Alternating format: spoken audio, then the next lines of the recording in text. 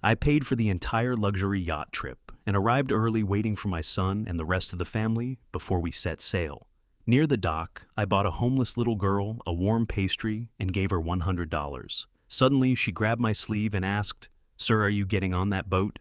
I smiled. "Yes." "Beautiful, isn't it?" Her face turned pale. "Don't go. That boat is going to explode." Then she looked straight into my eyes and told me what she had overheard that morning, and every word left me frozen. Welcome, and if you've been here before, welcome back to Revenge Dad. I read every comment. So, tell me, where in the world are you, right now, city country time zone? I want to know who I'm telling this story to. Portions of this story are fictional, built to entertain and to teach. The names and settings are invented, but the message waiting at the end of this story is one I believe you needed to hear today. I paid for everything: the charter fee, the fuel surcharge, the private chef's 4-day contract, the flower arrangements on the bow deck, the cases of champagne cooling in the lower galley, every line item, every invoice, every gratuity envelope prepared in advance for each crew member. $230,000 signed off without hesitation, because that is the kind of man I had spent 35 years becoming.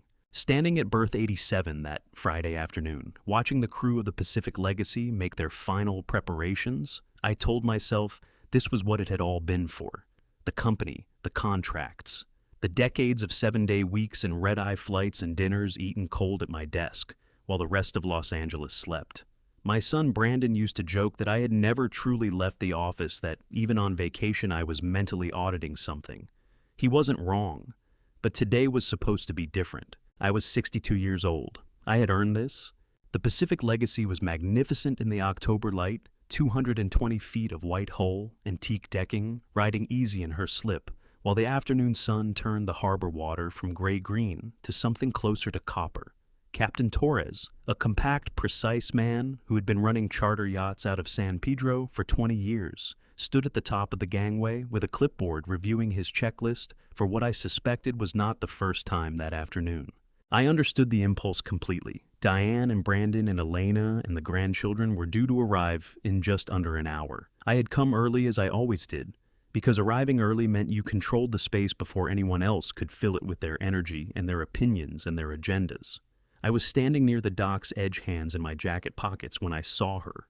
She was sitting on a low concrete barrier at the far edge of the pedestrian walkway, a small girl, maybe 7 years old, with dark tangled hair and an oversized gray jacket that swallowed her thin shoulders whole. Her sneakers had a hole worn through the right toe. She sat with her knees pulled tight against her chest, and every few seconds her eyes darted to the left, tracking a couple who had just walked past carrying a white paper bag from the bakery near the parking structure. I knew that look. I had seen it before on job sites and in boardrooms and in the faces of men who had gone 3 rounds with bankruptcy and were trying not to show it. It was the look of someone calculating what they needed against what they were likely to get and coming up short every time. I walked to the bakery. When I came back, I crouched down in front of her and held out the bag, a cinnamon roll still warm enough to feel through the paper, and a bottle of orange juice. "Here," I said, "eat something." She looked at the bag, then at my face, with the careful wariness of a child who had learned the hard way that kindness usually wanted something in return. Whatever she found in my expression must have satisfied her, because she reached out and took the bag with both hands, slowly and deliberately, as if she were afraid it might disappear. "Thank you, sir," she said. Her voice was quiet, but it was steady. I pulled a $100 bill from my wallet and held it out. "Take this, too. There's a shelter on Beacon Street, the one with the blue awning. Tell them you need a bed for the night, and they'll take care of you." Her bottom lip trembled for just a moment before she pressed her mouth into a firm line and took it, folding it carefully into the inside pocket of her jacket with a seriousness that made my chest ache. I nodded, straightened up, and turned back toward the gangway. I had taken maybe 12 steps when I felt it, small fingers wrapping around my sleeve, not grabbing, not yanking, but holding on with a quiet desperation that stopped me more completely than any physical force could have. I turned around. She had followed me. She was standing close, the paper bag clutched against her chest. Up close, her eyes were extraordinary, dark and quick, and far too old for her face, the eyes of someone who had been paying close attention to the world for a very long time. "Sir," she said, her voice lower, now tight with something she was working hard to hold in. Are you going to get on that boat? I glanced back at the Pacific Legacy. I am, I said. Beautiful, isn't she?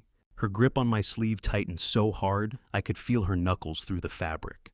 Her chin lifted, her eyes filled with tears. She absolutely refused to let fall, blinking them back with a fierceness that hit me somewhere deep. Please don't, she said. Sir, please, that boat is going to explode. The words landed in my chest like something dropped from a height. My heart rate climbed sharply, but my face stayed exactly where I had put it, calm, attentive, giving nothing away. What's your name? I asked. Luna, she said. A tear escaped and ran down her cheek. She wiped it away fast, almost angry at it for appearing. Luna, tell me exactly what you saw, every detail. She pulled in a shaky breath that shuddered in her small chest, balled her free hand into a fist, and began to talk. Her voice trembling, but her words precise, as if she had been rehearsing this moment for hours and was determined to get every word right.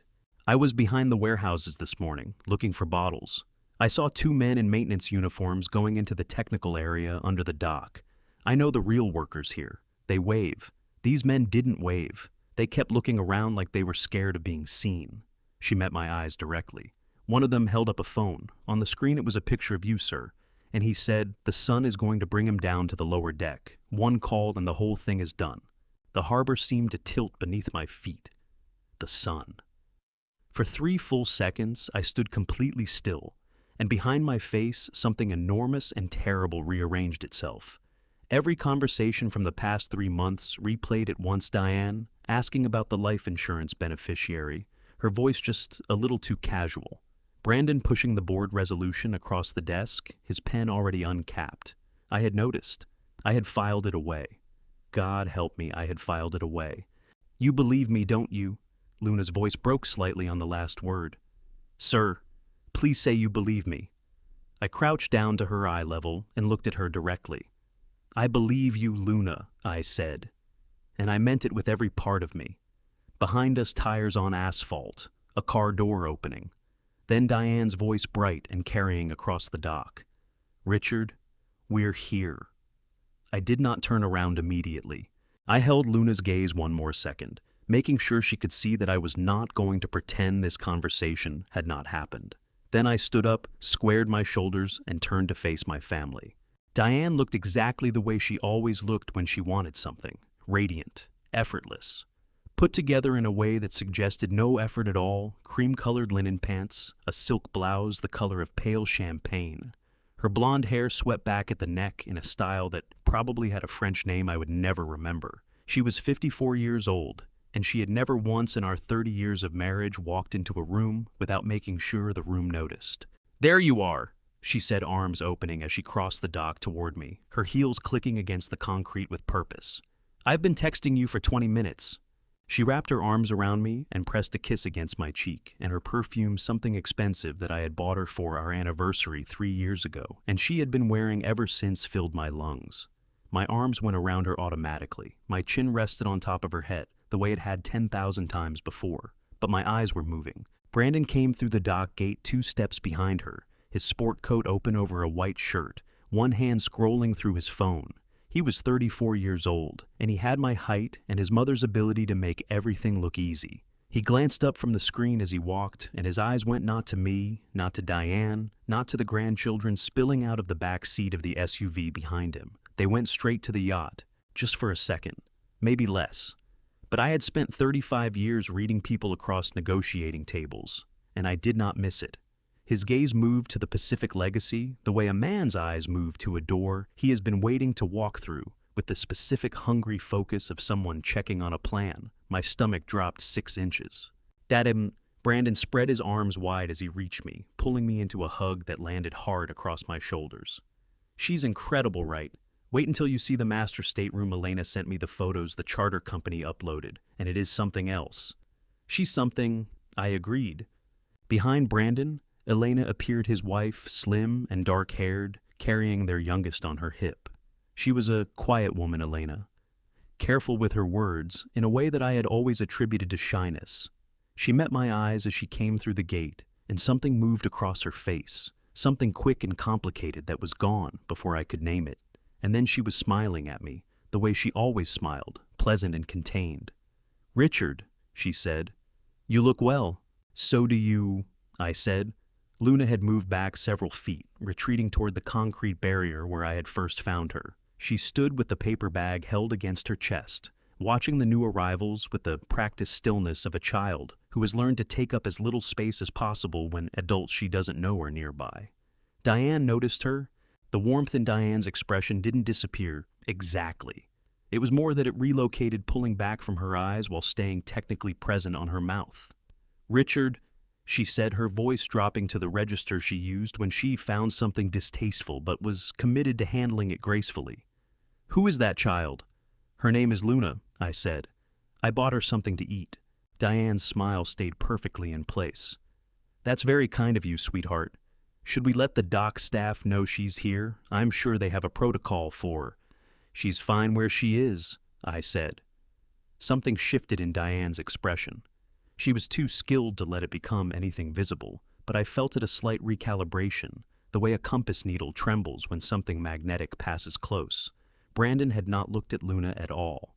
That was the thing that locked everything into place for me standing there in the October sun with my wife's perfume still in my lungs. A normal man, a man with nothing on his conscience, would have glanced at the child, would have asked who she was at minimum, would have shown some flicker of curiosity or sympathy or mild annoyance.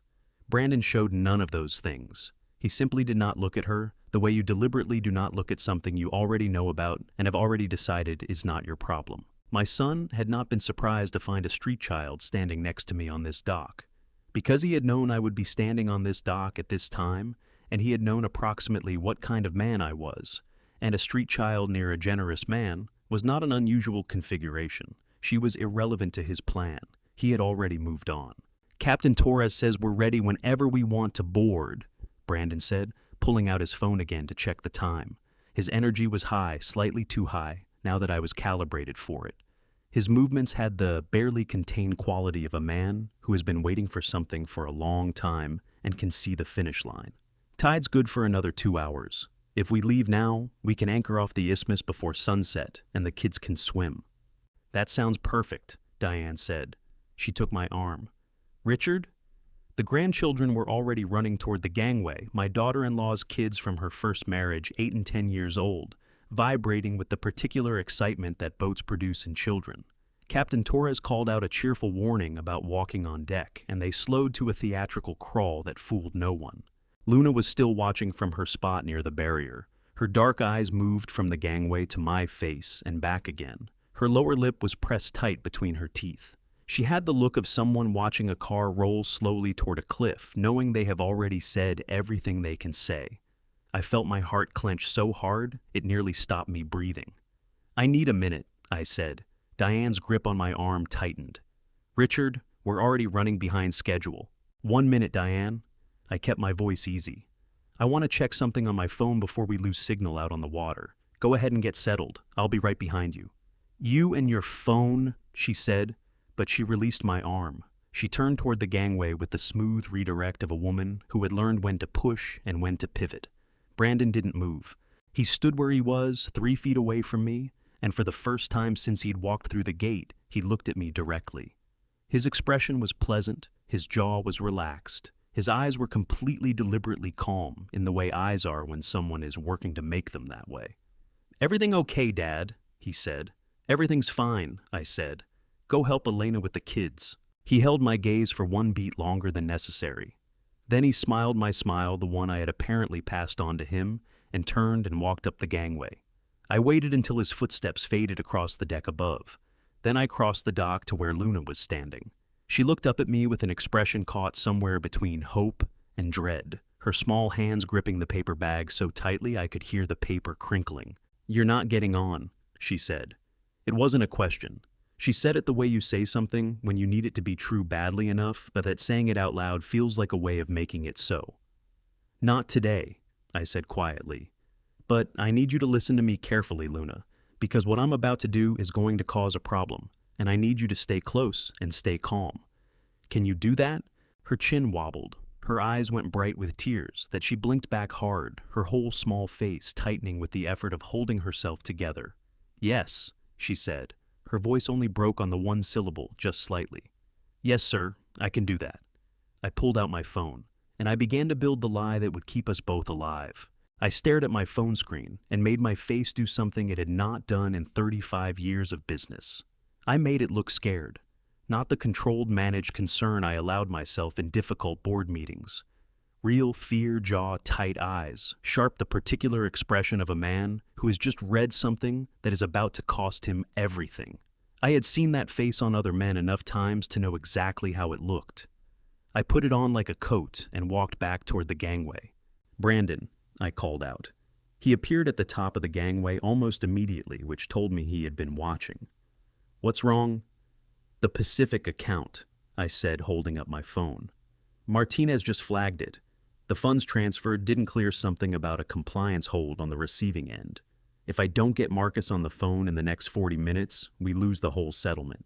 Brandon came down 3 steps, his hand gripping the rail. His face was doing something interesting, working very hard to arrange itself into the shape of a concerned son, rather than a man watching his plan develop a crack. "Can it wait until Monday?" he said.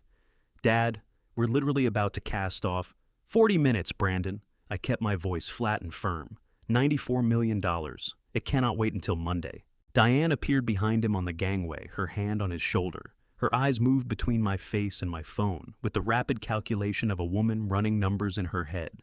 "Richard," she said, and her voice was warm and tight at the same time, like a wire being stretched. "Surely Marcus can handle this without you. That's why we pay him." "Not for this," I said. "I need to be on the call. I need to authorize directly." "How long?" Brandon said. His voice had dropped. The concerned son performance was fraying at the edges now, and underneath it I could see something harder and colder that made the hair on the back of my neck rise. 2 hours, I said. "Maybe 3. Brandon's hand tightened on the rail until his knuckles went pale. "Dad." He came down 2 more steps, lowering his voice. "We have planned this trip for weeks. The kids are already on board. You promised everyone today would be different. You can't do this." "Take the yacht out," I said. "Enjoy the afternoon. I'll arrange a water taxi to meet you at the isthmus once I'm done. Captain Torres knows the anchorage." "That's not—" Brandon stopped himself, pressed his mouth into a line, tried again. "That's not the same, Dad.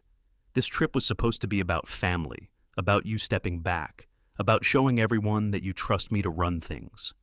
There it was. Not disappointment, not frustration. Desperation, thin and hot, leaking through every word. "I trust you completely," I said, and I looked my son in the eye when I said it, and I hated myself a little for how easily the words came out. "That's why I know you can handle a beautiful afternoon on the water without me for a few hours. Take care of your mother. I'll see you tonight." Brandon stared at me. His chest was rising and falling too fast. His jaw worked like he was chewing on something he couldn't swallow. Then Diane put her hand on his arm, and something passed between them, quick, wordless, a full conversation, compressed into 2 seconds of eye contact. And Brandon turned and walked back up the gangway without another word. Diane looked at me over her shoulder. "Don't be too long," she said. Her smile was perfect. Her eyes were not. I stood on the dock and watched the Pacific Legacy's lines being cast off. I watched Captain Torres move to the helm. I watched the white hull ease away from berth 87 with the slow, stately grace of something that had no idea what it was carrying. Luna appeared at my side, her shoulder barely reaching my elbow. "They're gone," she whispered. Her voice was thick, like she had been holding her breath since the moment the argument started. "They're gone," I confirmed. She grabbed my hand with both of hers and held on so tight it hurt, and I let her. Because the truth was, I needed something to hold on to too.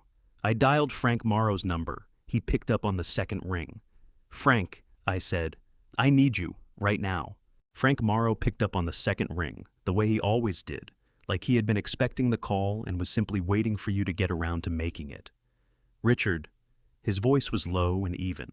Frank had been a federal investigator for 22 years before a bad knee and a worse supervisor pushed him into early retirement. He did private consulting work now, the kind that didn't advertise. "You sound like a man standing on a dock instead of a yacht." "I am standing on a dock," I said. "Frank, I need you to listen to me very carefully, and I need you to not ask questions until I'm finished." "Go ahead." I told him everything, Luna's warning, the 2 men in maintenance uniforms, the photograph on the phone, The specific words: the sun will bring him down below one call, and it's done. Brandon's eyes going straight to the yacht, the knuckles white on the gangway rail, the desperation leaking through every word of our argument. I talked for 4 minutes without stopping. When I finished, Frank was quiet for exactly 3 seconds. I had known him long enough to understand that 3 seconds from Frank Morrow meant he was not dismissing what he'd heard. It meant he was already working. "The girl," he said. "How certain are you about her?" I looked down at Luna, who was standing beside me with her paper bag pressed against her chest, watching the Pacific Legacy grow smaller against the horizon. Her jaw was set. Her eyes were dry now, but the redness around them told me what the drying had cost her. "Completely certain," I said. "Don't call the police yet," Frank said. "I need 48 hours. Port security cameras cover every berth in San Pedro. If 2 men went into a restricted technical area this morning, they're on tape. I can pull those feeds through a contact at the harbor department without triggering anything official." A pause. "Richard, do not go back to that boat under any circumstances. Do you understand me?" "Understood," I said. "And keep the girl close. If she can identify these men, she's a witness. Witnesses need to be somewhere safe." He hung up without saying goodbye, which was also typical of Frank. I slid the phone into my jacket pocket and looked out at the harbor. The Pacific Legacy was maybe 400 yards out now, moving at idle speed through the no-wake zone, her white hull catching the late sun. She looked peaceful. She looked exactly like what she was supposed to be, a luxury yacht carrying a family on a celebration cruise. My phone buzzed. "Brandon," I answered. "Dad!" His voice was tight and clipped, the warmth completely gone from it now. "Where are you? Are you still at the dock?" "On my way to the parking structure," I said. "Marcus is already on the line. You need to come back." The words came out fast, almost stumbling over each other. "Captain Torres says he can hold position outside the breakwater. It would take 20 minutes tops. Just come back to the boat, Dad. We can deal with the account tomorrow. I promise you it'll be fine." "Brandon," I kept my voice steady and quiet. "I'll see you tonight. Enjoy the afternoon." "Dad, I'm serious. You need to be on this." I ended the call. Luna was looking up at me. "He really wants you on that boat," she said. "Yes," I said. "He does." "That's bad, isn't it?" I crouched down to her level. Up close, I could see that her hands were shaking. Not from cold. The October air was mild, but from the particular tremor that comes from being frightened for a long time without being allowed to show it. "You've been scared all day, haven't you?" I said. Her chin wobbled. She pressed her lips together hard, fighting it, and then she lost the fight and her face crumpled and she started to cry, not delicately, not quietly, but the way children cry when they have been holding something enormous inside for too long, and the holding finally gives out. Her small shoulders shook. Her breath came in ragged pulls. "I didn't know what to do," she managed between sobs. "I saw them, and I didn't know who to tell, and I was scared nobody would believe me. And then I saw you, and you were nice to me, and I thought, maybe, hey." I put both hands gently on her shoulders. "You did exactly the right thing. You hear me? Exactly right." She wiped her face with the back of her hand, smearing tears across her cheek. "You really believe me? You're not just saying that." "I really believe you, Luna." She pulled in a long, shuddering breath, nodded, squared her small shoulders with a dignity that made my chest ache. Then my phone buzzed again. Not Brandon this time, a number I didn't recognize. I answered. Static. Then Brandon's voice, distant, shouting something I couldn't make out. Then a sound that I felt in my teeth before I heard it with my ears. A deep percussive crack, low and enormous. The kind of sound that doesn't belong in the world. I spun toward the harbor. A column of black smoke was rising from the stern of the Pacific Legacy. Orange light flickered at the waterline, where the engine compartment met the hull. Even at this distance, I could see the boat, listing slightly, people appearing at the rails, arms waving. The sound of the harbor alarm reached us a second later, a flat, urgent wail bouncing off the container cranes and the warehouse walls. Luna grabbed my arm with both hands and made a sound I will never forget for the rest of my life. Not a scream, something smaller and more broken than a scream. The sound of a child watching something terrible happen that she tried with everything she had to prevent. "They're going to be okay," I heard myself say. "The crew knows what to do. They're going to be okay." I said it twice. I needed it to be true. The Coast Guard response boats were already moving. The Coast Guard got there in 11 minutes. I know because I counted. I stood at the edge of berth 87, with Luna's hand locked around my wrist, and I counted every second, watching the response boats cut white lines across the harbor toward the Pacific Legacy. The yacht was still afloat. That was the first thing I confirmed, and the relief of it nearly buckled my knees. The stern was low and blackened where the engine compartment had blown, and a thin column of smoke still rose from the damage, but she was not sinking. The automatic suppression system had done its job. The hull was holding. People were visible on the bow deck. Small figures, some sitting, some standing at the rails, waving their arms at the approaching boats. My family was alive. I breathed for what felt like the first time in 11 minutes. "They're okay," Luna said. Her voice was raw and scraped out from crying, but she was watching the rescue boats with fierce attention, tracking each one like she could personally will them to move faster. "They're all getting off. I can see them getting off." "I see them," I said. She tightened her grip on my wrist until I could feel my pulse against her fingers. Around us, the dock had transformed. Harbor security had appeared from somewhere and was moving people back from the waterline, stringing temporary barriers across the pedestrian walkway. A fire department truck had pulled up on the service road behind the warehouses. 2 news vans were already positioning themselves at the edge of the restricted perimeter cameras, extending like insects unfolding their legs. My phone buzzed continuously in my pocket. I did not look at it. I stood at the barrier with Luna, and I watched my wife and my son and my daughter-in-law and 2 grandchildren be loaded onto a Coast Guard tender, wrapped in emergency blankets the color of old aluminum foil. They were too far away for me to read their expressions. I was glad of that. The tender docked at the Harbor Department pier 40 minutes later. I was there when they walked off. The grandchildren came first, 8 and 10 years old. The older one walked on her own, her face pale and streaked with dried tears, her eyes scanning the pier with the unfocused look of someone still processing something too large for her age. The younger one was not walking at all. He was being carried by a crew member, his face pressed hard against the man's shoulder, his small hands gripping the back of the uniform so tightly his knuckles had gone white. He did not look up. He had not. I suspected looked up since the explosion. They were alive. They were unharmed, and they would carry today inside them for a very long time. I thought about what Brandon had set in motion, and I felt something go very cold and very permanent in the part of me that had loved him. Elena came next, carrying the younger child, now her dark hair loose and damp against her neck. She looked at me as she stepped off the tender, and her face did something complicated relief certainly, but underneath it, something else, something pressurized and close to the surface, like a word she had been holding in her mouth for too long. She opened her mouth, then she looked at Brandon, who was right behind her. She closed it again. Diane came off the tender, with both hands outstretched, reaching for me before she had fully stepped onto the pier. She grabbed my face between her palms, and her eyes were red and wet, and her makeup had tracked down both cheeks in thin dark lines, and she made a sound that was half sob and half his name, Richard, stretched out and broken in the middle. "Thank God," she said, pressing her forehead against mine. Her hands were trembling against my jaw. "Thank God you weren't on there. Thank God, thank God." "I'm here," I said. "Everyone's safe." The engine room there was no warning, She pulled back and looked at my face, her eyes searching it with an intensity that I recognized from 30 years of marriage. She was checking whether I knew something. Her hands were still shaking, but her eyes had sharpened considerably. "Richard, what happened? Do they know what caused it?" "Not yet," I said. "These things take time to investigate." She held my gaze for one beat too long. Then Brandon was there.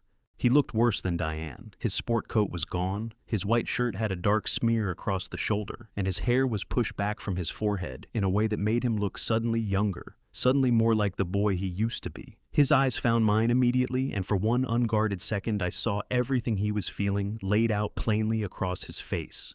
It was not relief. It was confusion. Desperate, rapidly calculating confusion, the expression of a man whose plan has failed in a way he does not yet understand, and who is furiously working backward through every variable trying to identify what went wrong. Then he blinked, and the expression was gone, and he crossed the pier and put his arms around me. "Dad," he said, his voice muffled against my shoulder. "Dad, I'm so glad you're okay." I patted his back twice. Steady. Even. "I'm fine, son," I said. He pulled back and looked at me. His jaw was working. His eyes moved to my face, then over my shoulder, then back to my face. "Why didn't you get on the boat, Dad?" His voice was careful now, measured, trying very hard to sound like a simple question. "What made you decide to stay behind?" The dock sounds filled the space between us. Gulls, radio chatter, the low idle of the response boats returning to their moorings. Luna was standing 6 feet behind me, close enough that I could feel her presence like a hand on my back. I looked at my son. I looked at the man I had raised and loved and built everything for, standing in front of me with desperation, wearing the costume of concern, asking me a question he already knew the answer to. My heart broke, quietly, completely, the way things break when they have been under pressure for a very long time. "Lucky timing," I said. "I guess the universe decided I hadn't finished my work yet." Brandon stared at me. A muscle jumped in his jaw. His hands curled at his sides. "Yeah," he said, finally, his voice coming out, rough and strange. "Lucky." He turned and walked toward the parking area. I watched him go. Then I turned to find Luna, who was standing exactly where I had left her, watching Brandon's retreating back, with eyes that were old and knowing and very, very sad. "He's not happy you're alive," she said quietly. "No," I said. "He's not." She slipped her small hand into mine. "What do we do now?" she asked. I looked out at the harbor where the Pacific Legacy sat dark and damaged in the water, surrounded by response vessels and yellow buoys marking the perimeter. Now, I said, we let Frank work. The hotel was called the Harbor Inn, and it was exactly what the name promised, a 2-story block of pale yellow stucco 3 blocks from the waterfront, the kind of place that charged by the night and didn't ask questions. Room 14 was on the ground floor facing the parking lot, with a window unit that rattled when it ran and a bedside lamp that threw orange light across the walls.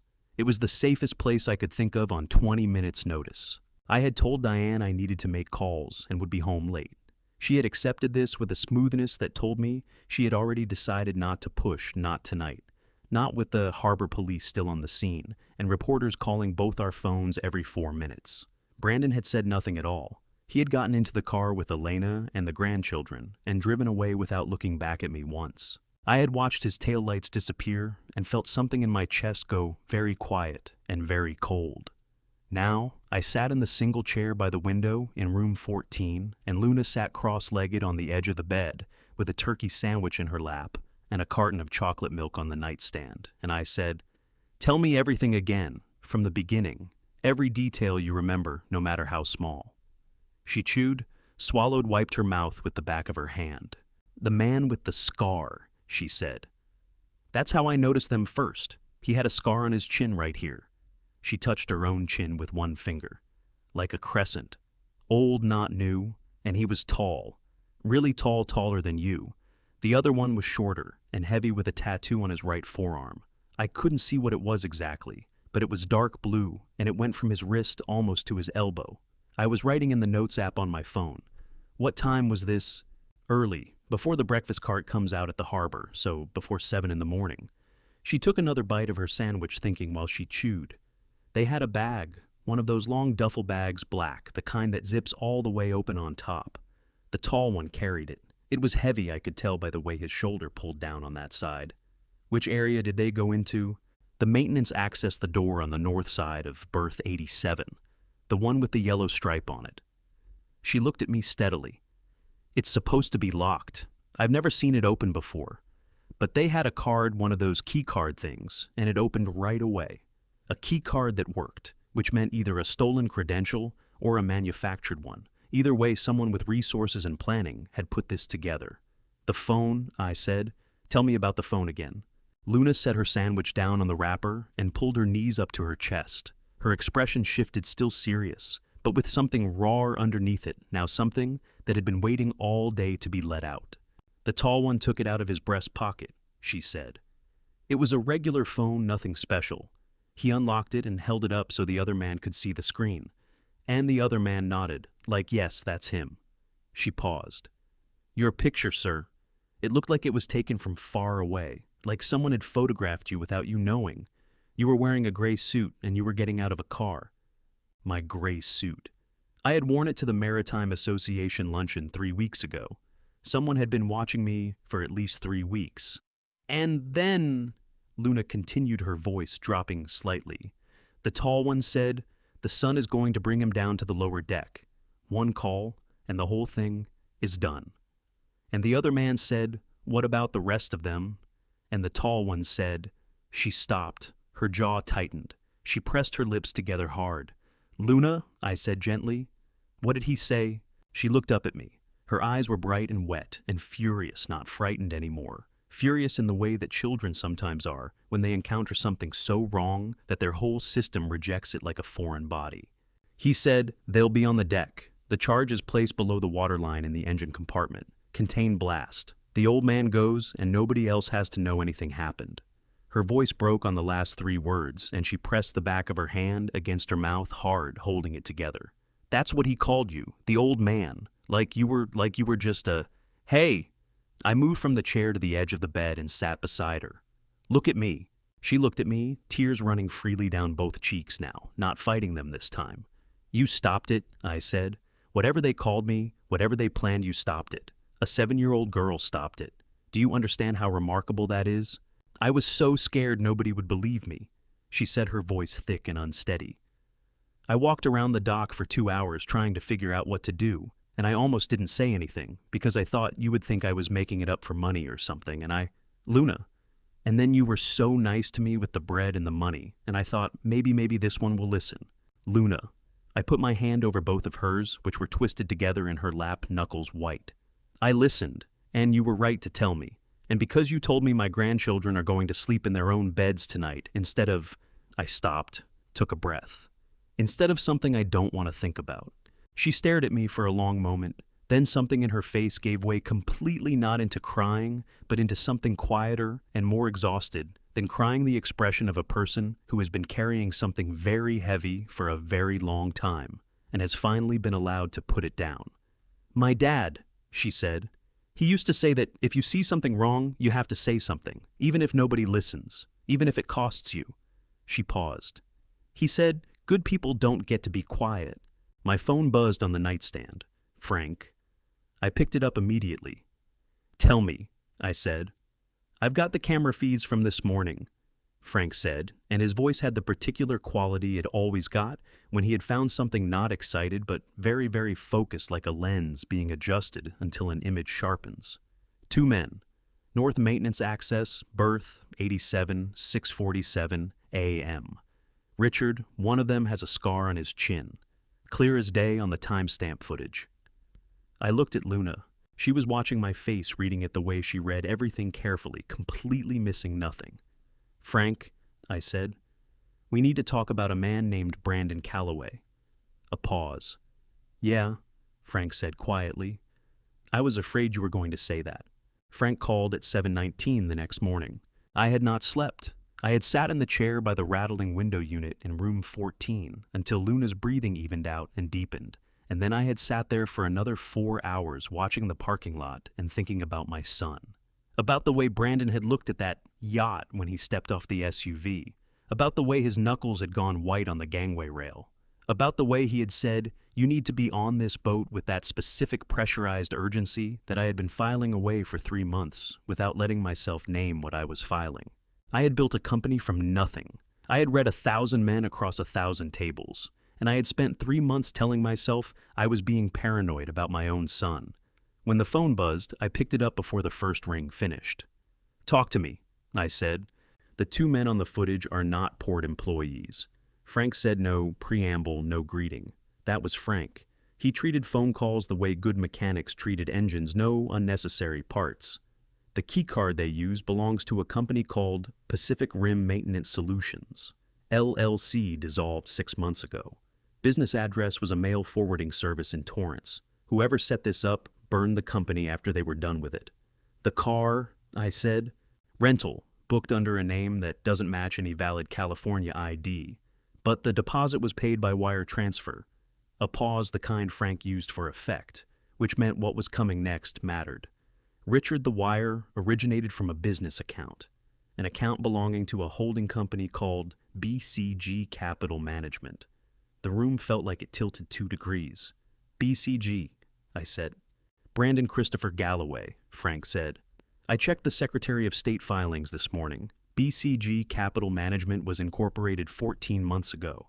Brandon is the sole officer and registered agent. It's a shell, no employees, no website, no operating history. Just a bank account that received large deposits and made large payments. I stood up from the chair and walked to the window. Outside the parking lot was gray and empty in the early morning light. A seagull was picking at something near the dumpster. "How large?" I said. The account received $4.7 million in 3 transfers over 18 months. All from offshore sources. I'm still tracing the origin, but the routing pattern is consistent with what I've seen from investment fraud operations. He paused again. And it paid out $240,000 in the past 60 days. Small amounts, multiple recipients, all cash equivalent transfers. That's payment structure, Richard. That's how you pay people for a job.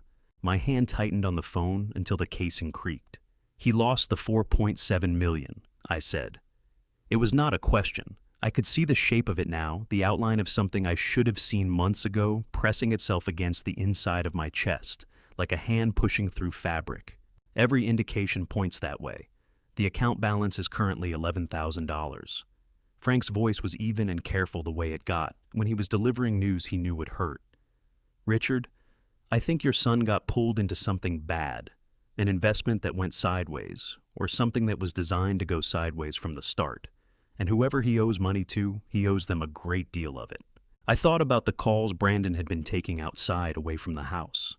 The way he had started appearing at my office unannounced, asking about the company's liquid assets, the real estate holdings, the insurance policies. The board resolution he had pushed in front of me 3 times in 2 months. He had been drowning, and I had been the life preserver he had decided to reach for. The Harbor Department security supervisor I had spoken to briefly while waiting for the family to return had mentioned a name in passing, a port operations manager whose access credentials had flagged twice in the past year. He had not thought much of it at the time. I had. I need you to find the name Victor Hale, I said. A beat of silence. Where did that name come from? Luna's father worked security at the port. He died in an accident at a warehouse 14 months ago. Luna mentioned that, before he died, he warned her about a man with a scar on his chin. I kept my voice level and factual, the way I would present a risk assessment to a board. Keeping the emotion out of it was the only way I could keep moving forward. The man on the footage has a scar on his chin. I want to know if Victor Hale is connected to both. Give me until this afternoon, Frank said. One more thing. I need Marcus Webb. Marcus had been my personal attorney for 15 years. A quiet, meticulous man who had earned my trust one careful document at a time. I need him to pull every insurance policy on my life and compare the signatures against my actual specimens on file. Don't tell him why yet. Just get him looking. You think they altered existing policies? I think Diane has been asking me about my life insurance for 3 months, and I have never once in 30 years of marriage thought about my life insurance. I watched the seagull outside finally find what it was looking for and fly away with it. That's not paranoia, Frank. That's a pattern. Frank breathed out slowly. All right, I'll have Webb contacted within the hour. Richard, I need you to stay somewhere they can't find you easily today. Don't go home. I won't. And the girl. Is she still with you? I turned from the window. Luna had woken up. She was sitting up on the bed, her dark hair pushed back from her face, watching me with the alert, careful eyes of someone who had learned to read rooms by reading the people in them. She had caught enough of the conversation to know something significant had just shifted. Her hands were folded in her lap, very still, very controlled. She raised her eyebrows at me, a question without words. I lowered the phone. Frank needs to know you're safe, I said. Tell him I'm fine, she said. Then after a beat, her chin lifted slightly. Tell him I want to help. I felt something loosen in my chest. Not relief exactly, but something adjacent to it. Something that had to do with the specific kind of courage that belongs to people who have nothing left to lose and choose anyway to stand up straight. She says she wants to help, I told Frank. A rare thing happened then. Frank Morrow laughed. It was short and quiet, and it disappeared quickly, but it was genuine, and in 20 years of knowing him, I could count on one hand the number of times I had heard it. Smart kid, he said. Keep her close. I'll call you at noon. He hung up. Luna was still watching me from the bed, her hands folded, her chin, level her eyes, waiting. It's Brandon, isn't it? She said. Not a question. A statement the kind you make when you have been watching someone's face through a phone call and have read everything you needed to read. I set the phone down on the nightstand. My son's name sat between us in the orange light of the bedside lamp, and I looked at it and I let myself feel the full weight of it for exactly 10 seconds. The grief of it, the waste of it, the particular heartbreak of watching someone you made choose to become someone you don't recognize. Then I straightened up. Yes, I said, but we're going to make it right. Luna nodded once, firm and certain. Okay, she said, then let's make it right. Marcus Webb's office occupied the eastern corner of the 18th floor of a glass tower on Wilshire Boulevard, and on clear days you could see all the way to the ocean from his window. This was not a clear day. The marine layer had rolled in overnight, and the city below sat under a flat white sky that turned everything the color of old bone. I had left Luna at the Harbor Inn with strict instructions, a new prepaid phone, Frank's number written on the inside cover of a paperback novel from the lobby rack, and enough cash for 3 days. She had listened to all of it with her arms crossed and her chin up, and when I finished, she had said, "I'm not going anywhere," with a flatness that told me she meant it as a promise, not a reassurance. Marcus was waiting for me when I stepped off the elevator. He was 61 years old, slight and precise, with silver hair kept short and wire-rimmed glasses that he had worn in the same style for as long as I had known him. He shook my hand with both of his, something he only did when the news was bad, and led me into his office without speaking. On his desk, 2 documents lay side by side. "Sit down, Richard," he said. I sat. He positioned himself behind the desk and picked up the document on the left, a single-page official letterhead dense with legal language. "This is your life insurance policy, the original which you signed 11 years ago. Coverage of $2 million. Beneficiary yourself with your estate listed as secondary.ARI. He set it down and picked up the document on the right. "This arrived at the insurance company's offices 8 weeks ago. It requests an amendment to your existing policy coverage increased to $12 million, beneficiary changed to Diane Calloway as primary, Brandon Calloway as secondary contingent." He turned the second document to face me and slid it across the desk. I looked at the signature at the bottom. It looked exactly like mine. The same backward lean on the capital R. The same compressed middle section.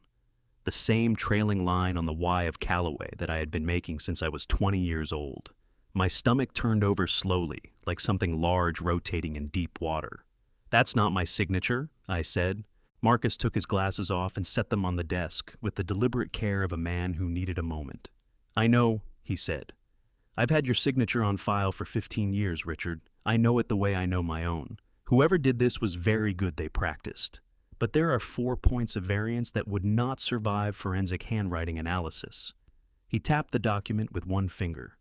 "This policy has been active for 8 weeks. If you had died on that yacht yesterday, Diane Calloway would have received $12 million within 90 days of filing the claim." The number sat between us on the desk. $12 million, $4.7 million in debt to people who did not accept late payments. The math was not complicated. "There's something else," Marcus said. He opened a folder and produced 3 more pages. "I pulled your corporate records this morning. There is a board resolution on file dated 4 months ago stating that in the event of your death or incapacitation, Brandon Calloway assumes full executive authority over Calloway Maritime Group with immediate effect pending a shareholder vote within 90 days. He paused. "Your signature appears on this document as well." I picked it up. I had never seen it before in my life. I set it back down on the desk very carefully because my hands had started to shake and I did not want Marcus to see that.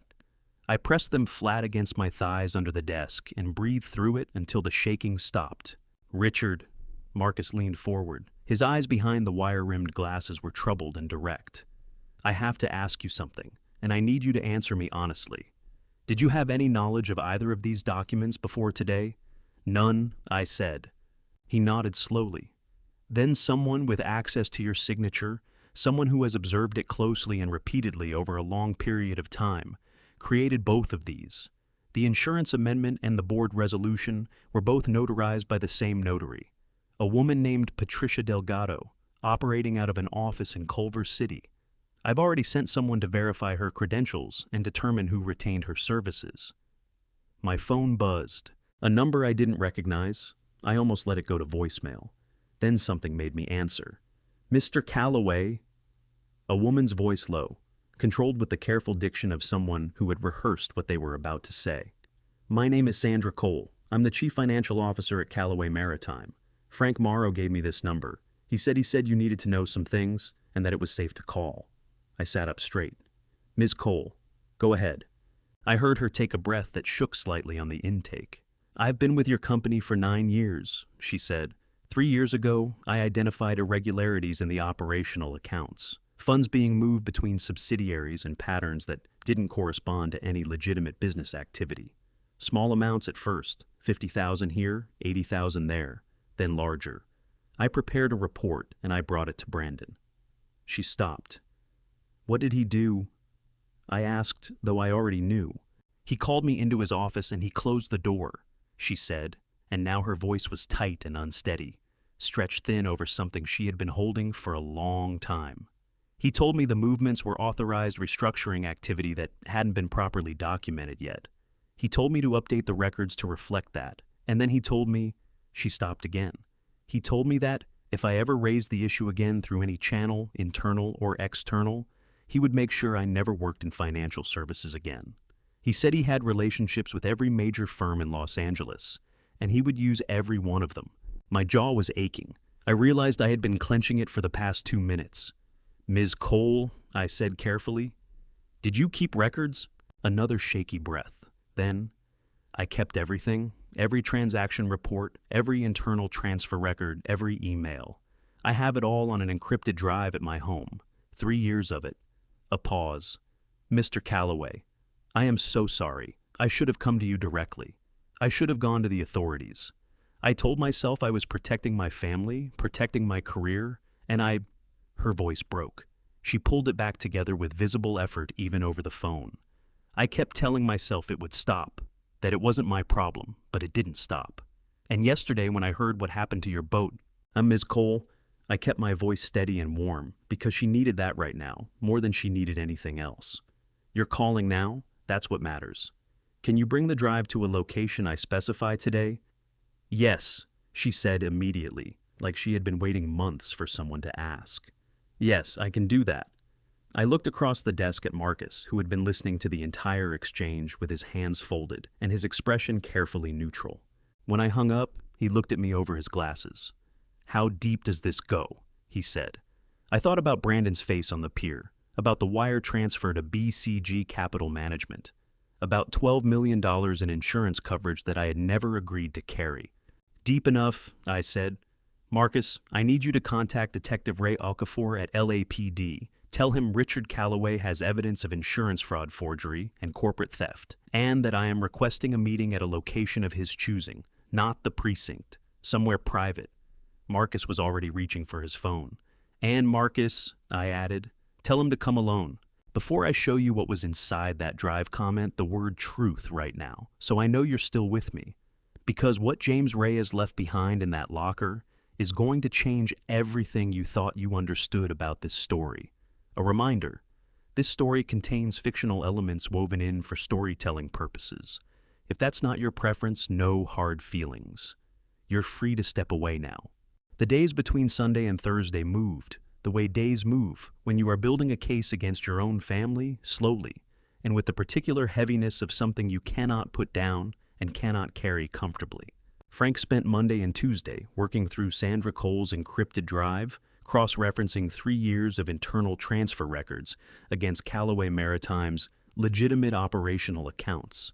The picture that emerged was methodical and cold. Brandon had been moving money in amounts small enough to avoid automatic flagging, routing it through 3 subsidiary accounts before it landed in BCG Capital Management. Total, extracted over 34 months, just under $2.2 million. Not from clients, from the company I had built, from the employees whose salaries came out of those same accounts. Wednesday, Detective Okafor confirmed he had opened a formal investigation and secured warrants to obtain Brandon's personal financial records and phone data. He was careful and precise on the phone, the way good detectives are when they want you to understand that they are in control of the pace and the process. Okafor's instructions had been direct go home, behave normally, give Brandon no reason to believe anything had changed. So that is what I did. I went home. I ate dinner with my wife. I slept in the same bed as a woman who had forged my signature on a $12 million insurance policy, and I did not sleep well. And in the morning, I got up and made coffee and read the newspaper and said good morning to Diane when she came downstairs, and she kissed me on the cheek and said, "I look tired." "Long week," I said. "You need to rest," she said, squeezing my hand. "Let Brandon handle things for a while." "You're probably right," I said. By Thursday morning, I had been awake for most of 7 days, and my eyes felt like they had been filled with sand, and Frank called at 8 a.m. and said 4 words that cut through all of it like a cold wind. "The girl has something." Luna had called him the night before, using the prepaid phone I had left her the number written inside the paperback novel, and told him about a locker. Her father's locker. In the storage area, at the south end of Kilo Yard, the working section of the port where the container handlers parked their equipment at the end of each shift. James Reyes had worked security at the port for 11 years. He would have known every corner of it. We met her at the Harbor Inn at 9. She was ready when we knocked, dressed alert, the prepaid phone in her jacket pocket. She had been waiting. "How long have you known about the locker?" Frank asked her as we walked toward the port. "And since before he died?" she said. "He took me there once a long time ago. He showed me which one it was, and he gave me the key, and he said—" She stopped walking for just a moment, one foot pausing on the concrete, then she kept going. Her jaw was tight. "He said if something ever happened to him, I should find a good man and show him what was inside. He said I would know the right person when I met them." She glanced up at me sideways. It took me a while. I did not trust myself to respond to that, so I said nothing and kept walking. The storage area at the south end of Kilo Yard was a long metal building that smelled of motor oil and salt, and the particular grime that accumulates in places where heavy work gets done. Rows of gray lockers lined the walls, each one numbered in faded stencil. Luna walked straight to locker 114. Without hesitating, reached into the collar of her shirt and produced a small key on a thin cord that she wore around her neck. She had been carrying it against her skin this whole time. The lock turned. The door swung open. Inside on the metal shelf above a folded work jacket sat a waterproof Ziploc bag. Inside the bag, a flip phone so old it had a physical keypad, 3 folded sheets of handwritten notes, and a USB drive no larger than my thumbnail wrapped in electrical tape. Frank put on a pair of latex gloves before he touched anything. "Smart man," he said quietly, looking at the arrangement. He knew what he was doing. We drove back to the Harbor Inn. Frank opened his laptop on the small table by the window and inserted the USB drive while Luna sat on the edge of the bed with her hands folded in her lap, perfectly still, in the way she became perfectly still when something important was happening. The drive contained 6 folders. Frank opened the first one and leaned forward. Then he stopped breathing for a moment. "Richard," he said, "come look at this." I crossed the room and looked over his shoulder at the screen. The first folder contained photographs, hundreds of them, taken on a phone camera from concealed positions, documenting men and cargo moving through the port at night, containers being loaded and unloaded outside of normal manifested hours, vehicles with no port registration accessing restricted berths, and in multiple photographs, standing at the center of it all with the ease of a man who owns the space. He occupies a tall figure in a dark jacket, his face turned toward the camera in several shots with enough clarity to make identification straightforward. He had a scar on his chin, crescent-shaped, old, not new. "Victor Hale," Frank said. He opened the second folder. Email records printed and photographed, dozens of them, between an address registered to Victor Hale and an address that Frank immediately identified as the BCG Capital Management domain. The emails dated back 22 months. They read like a business correspondence between partners, which in the worst sense they were. The language was careful and coded, but the meaning was clear enough once you understood the context. Victor had introduced Brandon to the investment opportunity, the crypto fund that had consumed $4.7 million. The fund had been controlled by Victor's network from the beginning. It was not an investment that went wrong. It was a trap that had been set deliberately, and Brandon had walked into it, and once he was inside it, Victor had owned him completely. Frank opened the third folder. His jaw tightened. "James Reyes was documenting this for 14 months, he said quietly. "He built this entire case by himself, Photographs, emails, transaction records, shipping manifests with the falsified cargo documentation. He scrolled slowly. He was building it to take to the FBI field office. There's a draft letter here addressed to the special agent in charge of the Los Angeles field office. Dated, he checked. Dated 3 days before his accident. The room went very quiet. Luna had not moved from the edge of the bed, but her hands, which had been folded and still, were now pressed flat against her thighs, and her knuckles had gone white, and her chest was rising and falling faster than it had been a minute ago. "Luna," I said carefully, "your father, did he ever tell you why he was worried?" "Before he died?" She looked at me. Her eyes were dry, but the effort of keeping them that way was written across every line of her small face. Her jaw clenched, her nostrils flared slightly, her chin held up by sheer will. "He told me to be careful of a man with a scar on his face," she said. "He said that man had done bad things, and that one day someone would prove it." She paused. "He said he was going to be the one to prove it." Frank turned the laptop to face her. On the screen was a photograph, a clear time-stamped image from a port security camera that James Reyes had somehow obtained and included in his files. It showed the interior of a warehouse storage area. It showed 2 men. It showed in the background a third figure in a security uniform, lying motionless on the ground. The timestamp read 14 months ago. The man with the scar on his chin was standing 6 feet away. Luna looked at the photograph for a long time. Then she made a sound that I had not heard from her before. Not crying, not the broken but controlled sounds she had made in the hotel room, but something lower and more fundamental. A sound that came from somewhere beneath language, from the place where grief lives before it finds words. I sat down next to her on the bed and put my arm around her small shoulders, and she turned into my side and pressed her face against my jacket. And finally, she let herself fall completely apart. I held her, and I did not tell her it was going to be okay. I just held her, because some things need to be felt completely before they can begin to heal, and the only honest thing I could offer her in that moment was the simple fact of not letting go. The text came in at 9:17 on Sunday morning. Frank forwarded it to me without comment, which was his way of saying it required immediate attention. The message read, "I need to talk. Not by phone, not at the house. I know what Brandon did." I stared at those 4 sentences for a long time.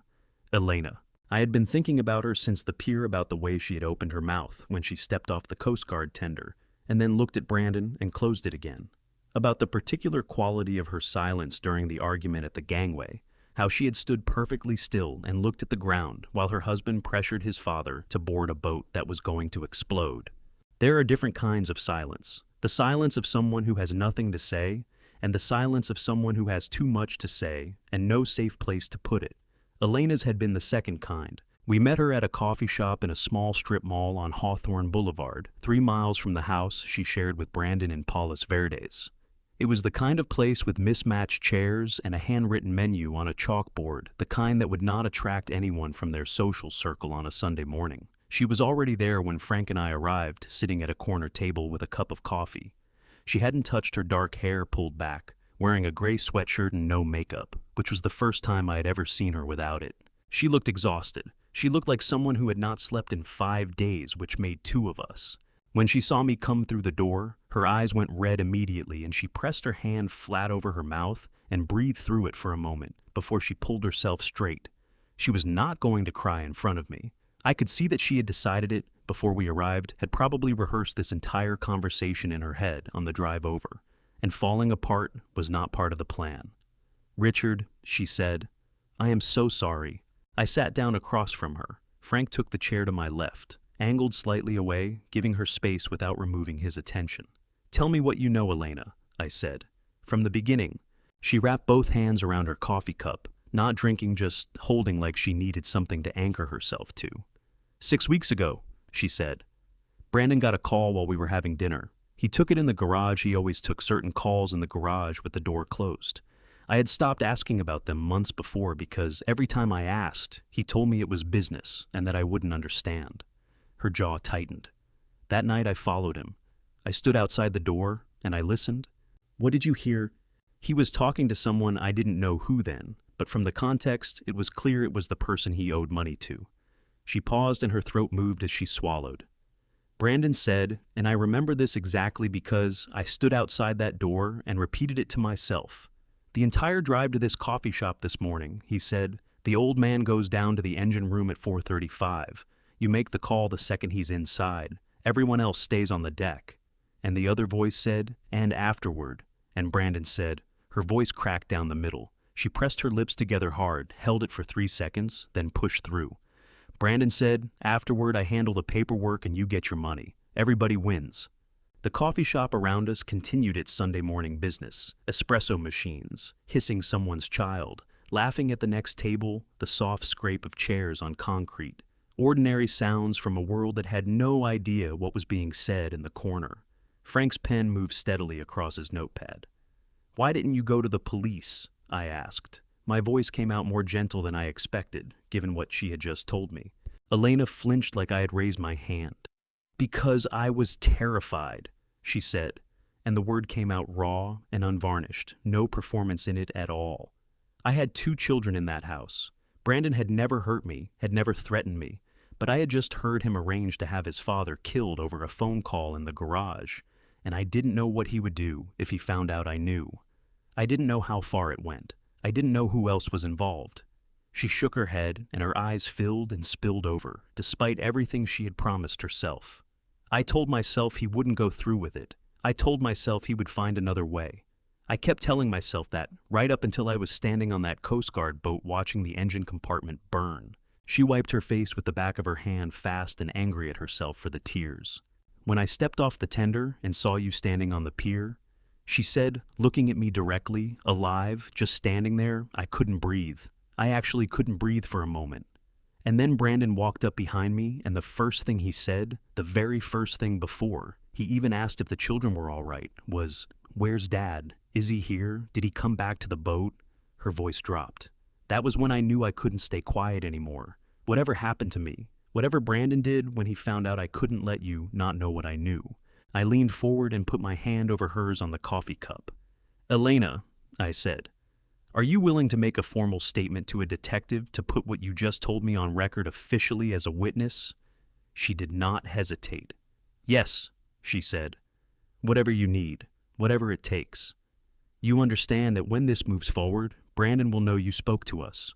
Something moved through her face, fear real and sharp there, and then gone, replaced by something harder and more resolved. "I know," she said. "I've been thinking about it for 3 days. I've already called my sister in Sacramento. The kids and I will go there when this breaks. Brandon doesn't know her address." She straightened in her chair. "I should have done this weeks ago. I should have walked out of that garage and called someone the same night. I didn't, and I will have to carry that. But I'm not going to make it worse by staying quiet now." Frank closed his notepad. He looked at me. I looked at him.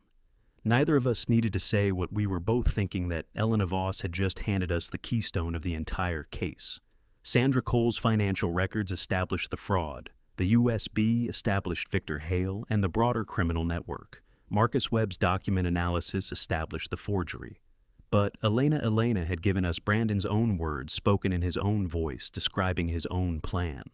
"Elena," Frank said, speaking for the first time since we sat down. His voice was even and direct.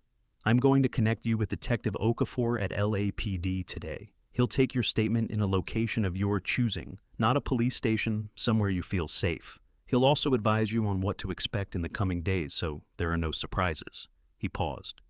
"You did the right thing calling." Elena looked at him, then she looked at me.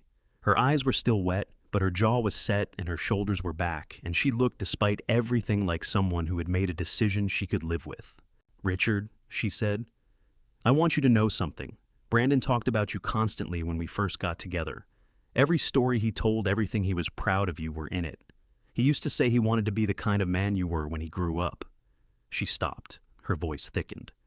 "I don't know when that changed. I don't know what happened to him. But I need you to know that the man who made that phone call in the garage, that's not the boy who used to talk about his father like that." My throat tightened so severely that I could not speak for a moment. I nodded once. It was the most I could manage. Outside the coffee shop window, the Sunday morning sun was breaking through the marine layer, at last, sending pale gold light across the strip mall parking lot. It looked almost beautiful. It looked like the beginning of something. Frank stood up and said quietly, "We have enough. It's time to bring in Okafor. All of it." I stood up too. "Set the meeting," I said. "Tomorrow." Detective Ray Okafor was not what I expected. Frank had described him as the best investigator he knew, which coming from Frank meant something specific, not flashy, not ambitious, in the way that makes detectives cut corners, but thorough, patient. The kind of man who builds cases the way good engineers build bridges, with the understanding that the structure has to hold weight for a long time, under conditions that nobody can fully predict. What I had not expected was that he would be 43 years old, with a calm so complete it felt almost physical, like standing next to a very large rock. He met us in a private dining room at the back of a restaurant in Koreatown that Frank clearly knew well. The owner had set up coffee and water and closed the door without being asked.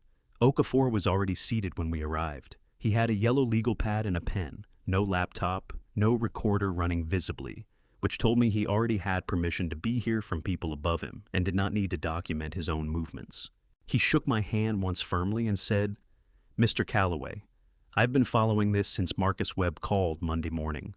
Walk me through it from the beginning in your own words and don't leave anything out." I talked for 40 minutes. He wrote continuously, occasionally, asking me to slow down or repeat a date, but never interrupting the substance of what I was saying. When I finished, he set his pen down and looked at the legal pad for a moment, then looked up at me. "I want to be direct with you," he said. "What you've brought me, the camera footage, the financial records from Ms. Cole, the USB drive, the document analysis from Mr. Webb, and Ms. Voss's witness statement, constitutes one of the more complete evidentiary packages I have seen built outside of a formal investigation.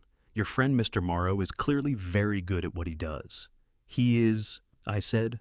"The challenge," Okafor continued, "is that most of what you have establishes financial crimes, clearly insurance fraud, forgery, corporate theft, conspiracy. The connection to what happened on the Pacific Legacy requires one more step. We need someone in the chain to confirm the operational link between Victor Hale, the two men on the footage, and Brandon Calloway's direct order." He paused.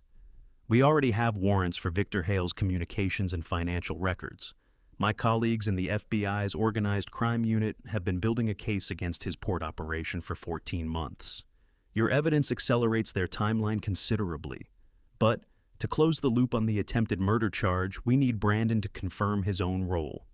"How?" I said. Okafor looked at me steadily. "You mentioned that Brandon has been pushing you to sign documents transferring control of the company. Is that still an active request?" "He brought it up again 3 days ago at dinner," I said.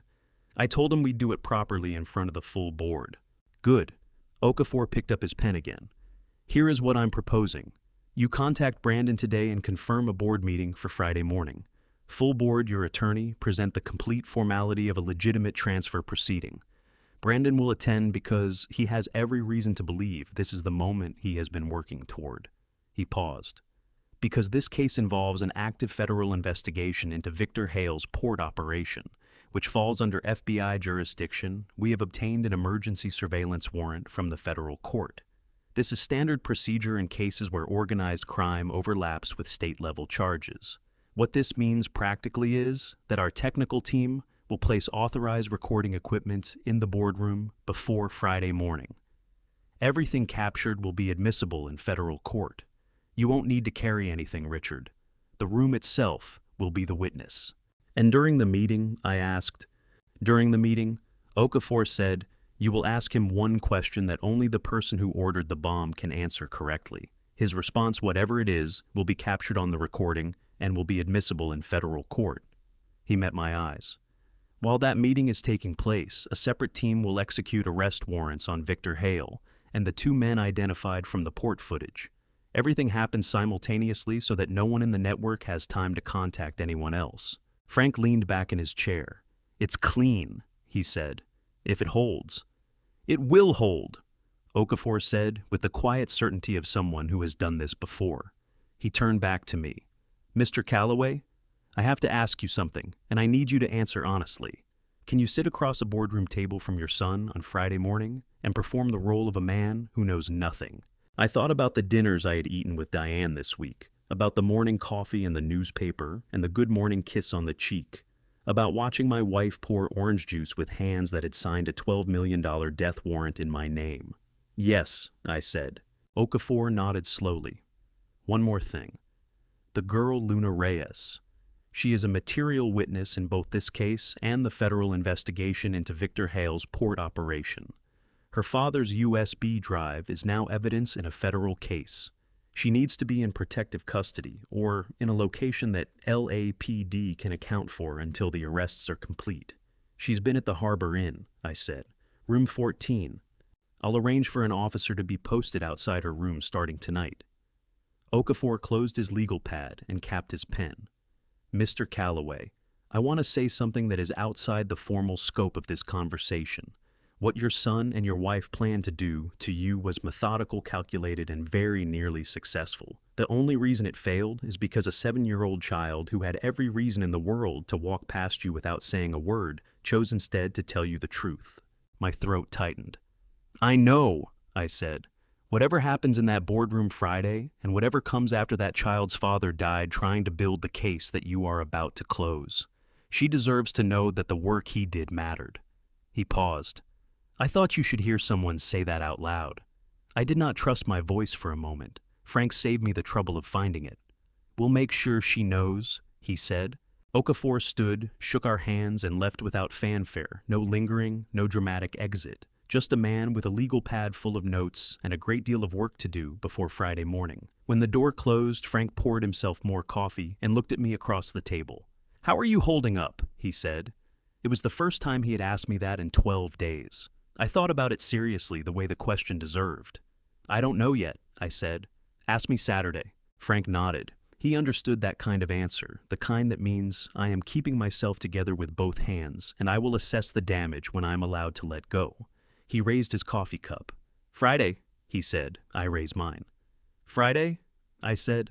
Outside the restaurant, I sat in my car for 10 minutes before I started the engine. Then I took out my phone and composed a text to Brandon. Board meeting confirmed for Friday 9 a.m. Full transferred documents ready to sign. Let's do this right. His reply came in 47 seconds. Perfect. See you then, Dad. This is going to be a great day. I read it twice. Then I put the phone in my jacket pocket, started the engine, and drove home to have dinner with my wife. Diane made pot roast. That was the thing that nearly undid me, not the candlelight, not the good wine she had opened. Not the way she had set the table with the good china, like it was a special occasion. It was the pot roast, because pot roast was what she had made on our first anniversary 30 years ago, in the kitchen of an apartment so small that the oven heated the entire place to 80 degrees. And we had eaten it on the floor because we didn't own a table yet. And I had thought that night that I was the luckiest man alive. I sat down at the head of the table. I unfolded my napkin. I said, "This smells wonderful." Brandon arrived 12 minutes later, letting himself in through the side door, the way he had since he was a teenager. He was wearing a jacket I recognized dark blue, the one I had given him 2 Christmases ago, and he was in a good mood, a very good mood, the kind that he could not entirely contain, that leaked out in the slight brightness of his movements and the way he clapped me on the shoulder when he sat down and said, "Friday, Dad, finally." Finally, I agreed. Diane poured the wine. We talked about the yacht insurance adjusters had been out to assess the Pacific Legacy that afternoon, and the preliminary report attributed the explosion to a fuel line failure in the engine compartment. Brandon shook his head and said, "What a terrible thing, what terrible luck. Thank God nobody was seriously hurt." His performance was technically very good. The words came out in the right order, at the right pace, with the right calibration of concern and relief. But I had been watching Brandon Calloway for 34 years. I knew the difference between the way he looked when he meant something and the way he looked when he was constructing meaning in real time. "The investigators will dig deeper," I said, cutting my pot roast. "These things always get a second look." Something moved through Brandon's face, fast, almost invisible there, and gone in the space between one breath and the next. "Sure," he said. "Standard procedure." "Standard procedure," I said. Diane refilled my wine glass without being asked. She was watching me the way she had been watching me all week, with an attention that was slightly too sustained, slightly too careful, the attention of someone monitoring a situation, rather than simply sharing a meal with her husband. Her hand on the wine bottle was steady. Her smile, when our eyes met, was warm and practiced, and had nothing behind it that I could reach. After dinner, Brandon spread the transfer documents across the kitchen table. "Just a preview," he said, arranging them with the ease of a man who had handled these papers many times. "So, Friday isn't overwhelming. It's really just 4 signatures, Dad. The board resolution, the executive authority transfer, the amended operating agreement, and the succession acknowledgement." He uncapped a pen and held it out. "You could even do it tonight if you wanted. Save everyone the trip downtown." I looked at the pen. I thought about James Reyes dead in a warehouse 14 months ago, because he tried to do the right thing. I thought about Luna sleeping in room 14 at the Harbor Inn, with a key on a cord around her neck and a prepaid phone on the nightstand and Frank's number written in a paperback novel. I thought about Brandon at 8 years old, sitting on my shoulders at a 4th of July parade, laughing so hard he nearly fell, grabbing my hair with both hands to stay on, and me holding his ankles and thinking, this is everything. "Friday," I said. "We do it right in front of the board. That's the deal." Brandon lowered the pen. His smile stayed exactly where he had put it. "Of course," he said. "Friday it is." He left at 9:30. I walked him to the door. He hugged me on the front step, one arm across my shoulders, his chin briefly on the top of my head, the way he used to when he was trying to show off how much taller he had gotten. "Love you, Dad," he said. The words hit me like a physical blow, not because they were cruel, but because I believed them. In whatever broken-cornered, desperate way a man can love his father while simultaneously arranging his death, I believed that Brandon meant those 3 words in some fundamental part of himself that the debt and the fear and Victor Hale had not yet reached. That was the worst part. That was the part that followed me upstairs. I stayed in bed until Diane's breathing deepened and slowed, and then I got up and went down to the home office and closed the door, and I sat in the dark for a while before I turned on the desk lamp. On the desk was a photograph of Brandon at maybe 4 years old, sitting in the cab of a crane at the Long Beach container terminal, wearing a hard hat that was 3 sizes too large for his head, grinning at the camera with every tooth he had. I had taken that photograph. I remembered the weight of the camera in my hands. I remembered thinking that this boy was going to do something extraordinary with his life. I had been right, just not the way I meant. My phone buzzed softly. "Frank, everything is in place. Okafor confirms warrants are signed for Victor, Hector, and Roy. Simultaneous execution Friday morning during the board meeting. FBI technical team goes in at 6 a.m. to set up. You don't need to carry anything." I typed back, "Understood. Frank, good. One more thing. Luna asked me to tell you something." I stared at that for a moment. "Frank," she said, and I'm quoting directly, because she made me write it down, "tell him that my dad would have liked him. Tell him that's not nothing."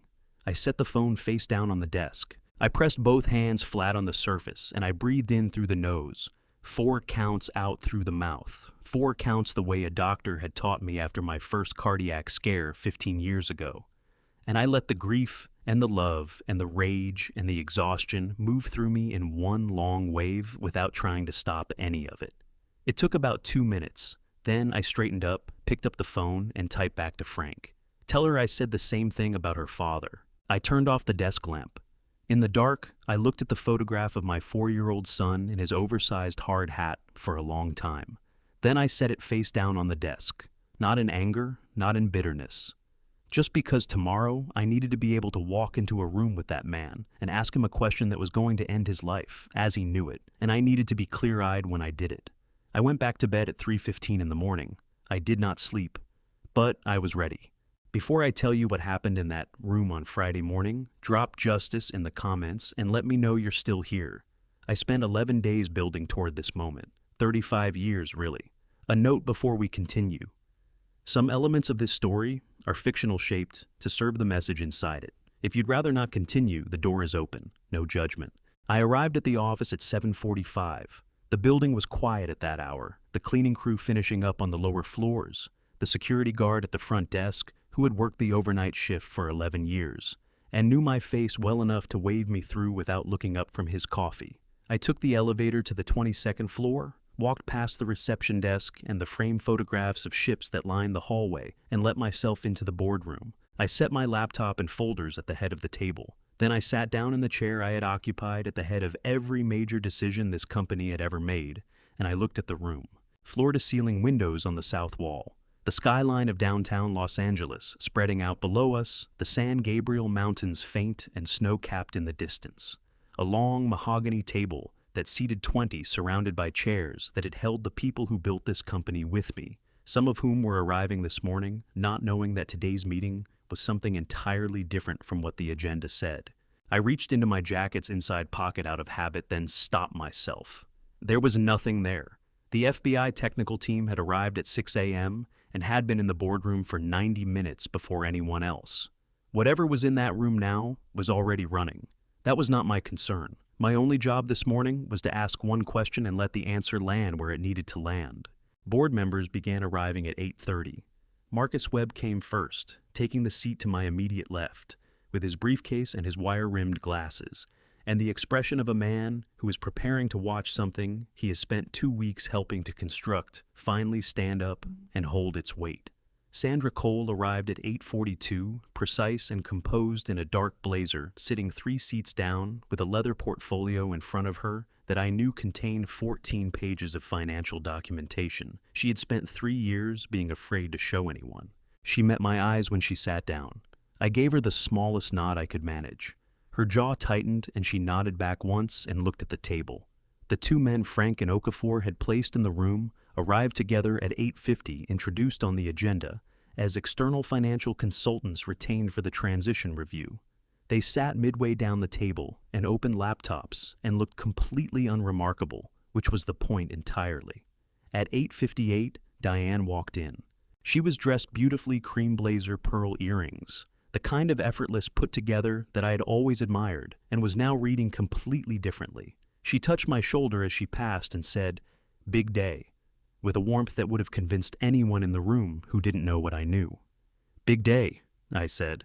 Brandon came through the door at 9:02, 2 minutes late, which was unusual for him. Brandon was punctual the way people are punctual when punctuality has always served them. He was carrying a leather portfolio of his own, and he was moving with the contained energy of someone who had been waiting for this moment for a very long time. He shook hands around the table, smiled at the financial consultants, clapped Marcus on the arm, and settled into the chair to my right. "Ready, Dad," he said. "Almost," I said. He opened his portfolio. Inside clipped to the left were the 4 transfer documents board: Resolution Executive Authority Transfer, Amended Operating Agreement, Succession Acknowledgement. He had them tabbed. He had brought his own pen. I let the room settle. I looked at the San Gabriel Mountains through the window. For a moment, snow-capped and distant, and completely indifferent to what was about to happen in this room. Then, I opened my folder. Inside was a single sheet of paper. I placed it on the table in front of me, face down, and I folded my hands on top of it, and I looked at my son. "Before we begin," I said, "I have one question." Brandon smiled. "Of course. What is it?" The room was very quiet.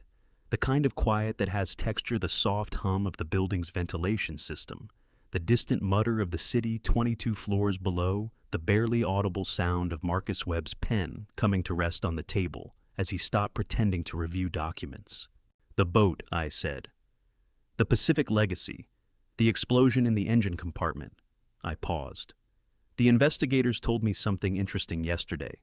They said the device was set to activate on a timed signal, and that based on the burn pattern and the detonation sequence, it went off approximately 8 minutes earlier than the device's own internal schedule indicated." I watched my son's face. I watched the exact moment, the precise, identifiable 1/3 of a second moment, when Brandon Calloway understood what question was coming. His smile did not disappear, but it stopped being connected to anything behind it. It became a thing that was sitting on his face rather than growing out of it, the way a mask sits on a face rather than being part of one. "That's interesting," he said. His voice was exactly calibrated. "What do the investigators think caused the timing discrepancy?" "I don't know what they think," I said. "I'm asking what you think." A sound to my left, Diane's coffee cup touching its saucer. Her hand was not entirely steady. Brandon's jaw tightened. A muscle jumped just below his cheekbone once and was still. "Dad, I don't know what you're—" 8 minutes early, Brandon. I kept my voice completely level, the way I had kept it across 1,000 negotiations, the way I had learned to keep it in the years when everything depended on the other person, not knowing what I was holding. If you were on the bow deck when it happened and the device was in the engine compartment at the stern 8 minutes early, wouldn't have mattered very much. But if you were somewhere else on the boat, somewhere closer to the operational systems, 8 minutes early might have been a problem. I paused. Were you in the engine room area when it went off? No, Brandon said too fast. Where were you? He stopped. Dad, what is this? I turned over the sheet of paper. On it was a single printed image, a frame captured from the Pacific Legacy's internal security camera system, time-stamped 4:26:43 p.m., 11 days ago. It showed the narrow corridor outside the yacht's communication room, which was adjacent to the technical systems panel that controlled the boat's onboard electronics. It showed Brandon walking away from that panel at a pace that was slightly too quick for a man on a leisure cruise. 37 seconds before the explosion, Brandon stared at the photograph. His face went through 3 expressions in approximately 2 seconds: recognition, calculation, and then something that was neither, something that sat beneath both of them, like bedrock. His portfolio slid slightly on the table as his hand pressed flat against the surface, and I could see from where I sat that his fingers were trembling. "Dad!" he said, and his voice had dropped to something very quiet and very careful. "Dad, I think we should talk about this privately." "We are talking about it," I said. "And there are some other things I'd like you to see." I opened my laptop. The screen came to life on a split display, 4 windows each containing a different category of evidence. The upper left showed the port camera footage from 3 a.m., the morning of the departure. Hector and Roy entering the maintenance access at berth 87 with a key card belonging to Pacific Rim Maintenance Solutions, LLC, a company whose formation documents bore Brandon's name as registered agent before it was dissolved 6 months ago. Brandon's breath left him audibly, like something had hit him in the chest. The upper right showed the BCG Capital Management financial records, the $4.7 million received at the $240,000 paid out in the 60 days before the explosion, the wire routing that connected every payment to accounts associated with Victor Hale's network. The lower left showed the insurance policy amendment, $12 million, Diane Calloway as primary beneficiary beside a forensic handwriting analysis, with 4 annotated points of variance from Richard Calloway's genuine signature specimens.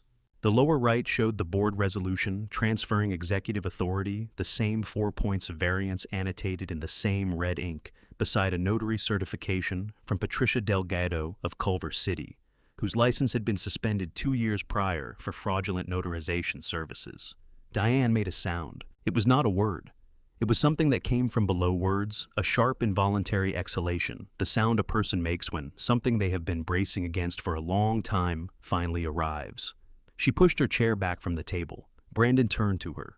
His voice came out cracked and raw and stripped of every performance he had been maintaining for 11 days. Mom, listen to me." "Don't," Diane said, and her voice was shaking so badly that the word barely held its shape. "Don't you dare put this on me. You signed the insurance documents. You told me it was a formality. You knew exactly what it was. I didn't know they were going to." She stopped herself. Her hand flew to her mouth. Her eyes went to the 2 men sitting midway down the table who had both closed their laptops and were sitting very straight and very still. The room had gone completely rigid. I looked at my son. Brandon looked back at me. His face was wet. I had not seen him cry since he was 11 years old, the night his dog died, and I had held him on the back porch for an hour while he shook with it. He was not shaking now. He was very still, the way things are still, when every possible option has closed, and there is nothing left to do but be where you are. "I needed the money, Dad," he said. His voice was barely above a whisper. It wasn't supposed to. Victor said nobody else would get hurt. He said it would be clean." The door opened. Detective Okafor stepped into the room, 2 uniformed officers behind him. He crossed to the head of the table and looked at Brandon, then at Diane with the unhurried calm of a man who has done this many times and intends to do it correctly. "Brandon Calloway, Diane Calloway." His voice was even and clear. "You are both under arrest. You have the right to remain silent. Anything you say can and will be used against you in a court of law." The 2 men who had been introduced as financial consultants were already on their feet, badges open. Brandon did not run. He did not shout.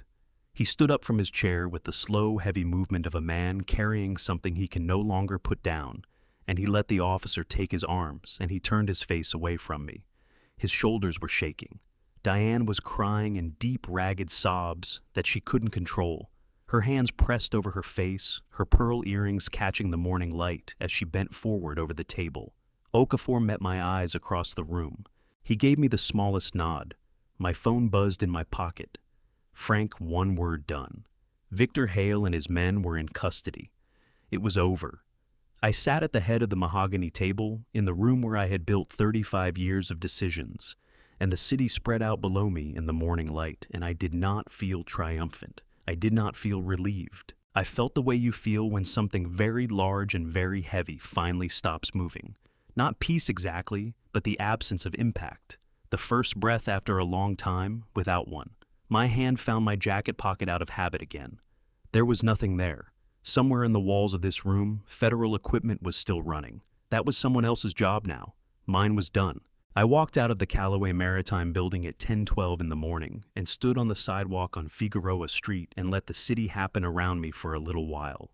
Los Angeles on a Friday morning in October, delivery trucks and food carts and people walking fast with coffee cups, pigeons on the bus shelter roof, someone's car stereo thumping from half a block away. The marine layer had burned off completely, and the sky was the particular shade of blue that the city produces, maybe 30 days a year, the kind that makes you understand why people came here in the first place and stayed. I stood there for maybe 4 minutes. Then I called Frank. "It's done," I said. "I know," he said. Okafor just texted. Victor Hale was taken into custody at 6:47 this morning at his office in San Pedro. Hector Ruiz and Roy Castillo. Those are the names on the port footage were apprehended at a storage facility in Wilmington at 7:15. They had luggage packed. A pause. They weren't planning on being here next week. And Brandon and Diane, being processed downtown. Marcus is already there. He'll make sure everything goes through correctly. Frank's voice was careful and even. "Richard, Brandon's attorney is going to request bail. Given the charges conspiracy, attempted murder, insurance fraud, forgery, corporate theft, the DA is going to push for remand. Okafor thinks the judge will agree given the flight risk profile, but you should be prepared for a process that takes time, months probably, maybe longer before trial." "I know how it works," I said. "I know you do. I just wanted to say it out loud so it didn't land on you cold later." Another pause shorter. "How are you?" "Go check on Luna," I said. "I'm on my way." I drove to San Pedro with the windows down. The Harbor Inn looked exactly as it had for the past 11 days. Pale, yellow stucco parking lot, half empty, the ice machine humming outside the stairwell. I knocked on the door of room 14 twice the way we had agreed. Luna opened it before I finished the second knock. She was dressed and ready, the prepaid phone in her jacket pocket, Frank's paperback novel tucked under her arm. She looked at my face, really looked the way she looked at everything completely and without blinking, and whatever she found there made her exhale in one long, shuddering breath that seemed to come from somewhere very deep. "It's over," she said. "It's over," I said.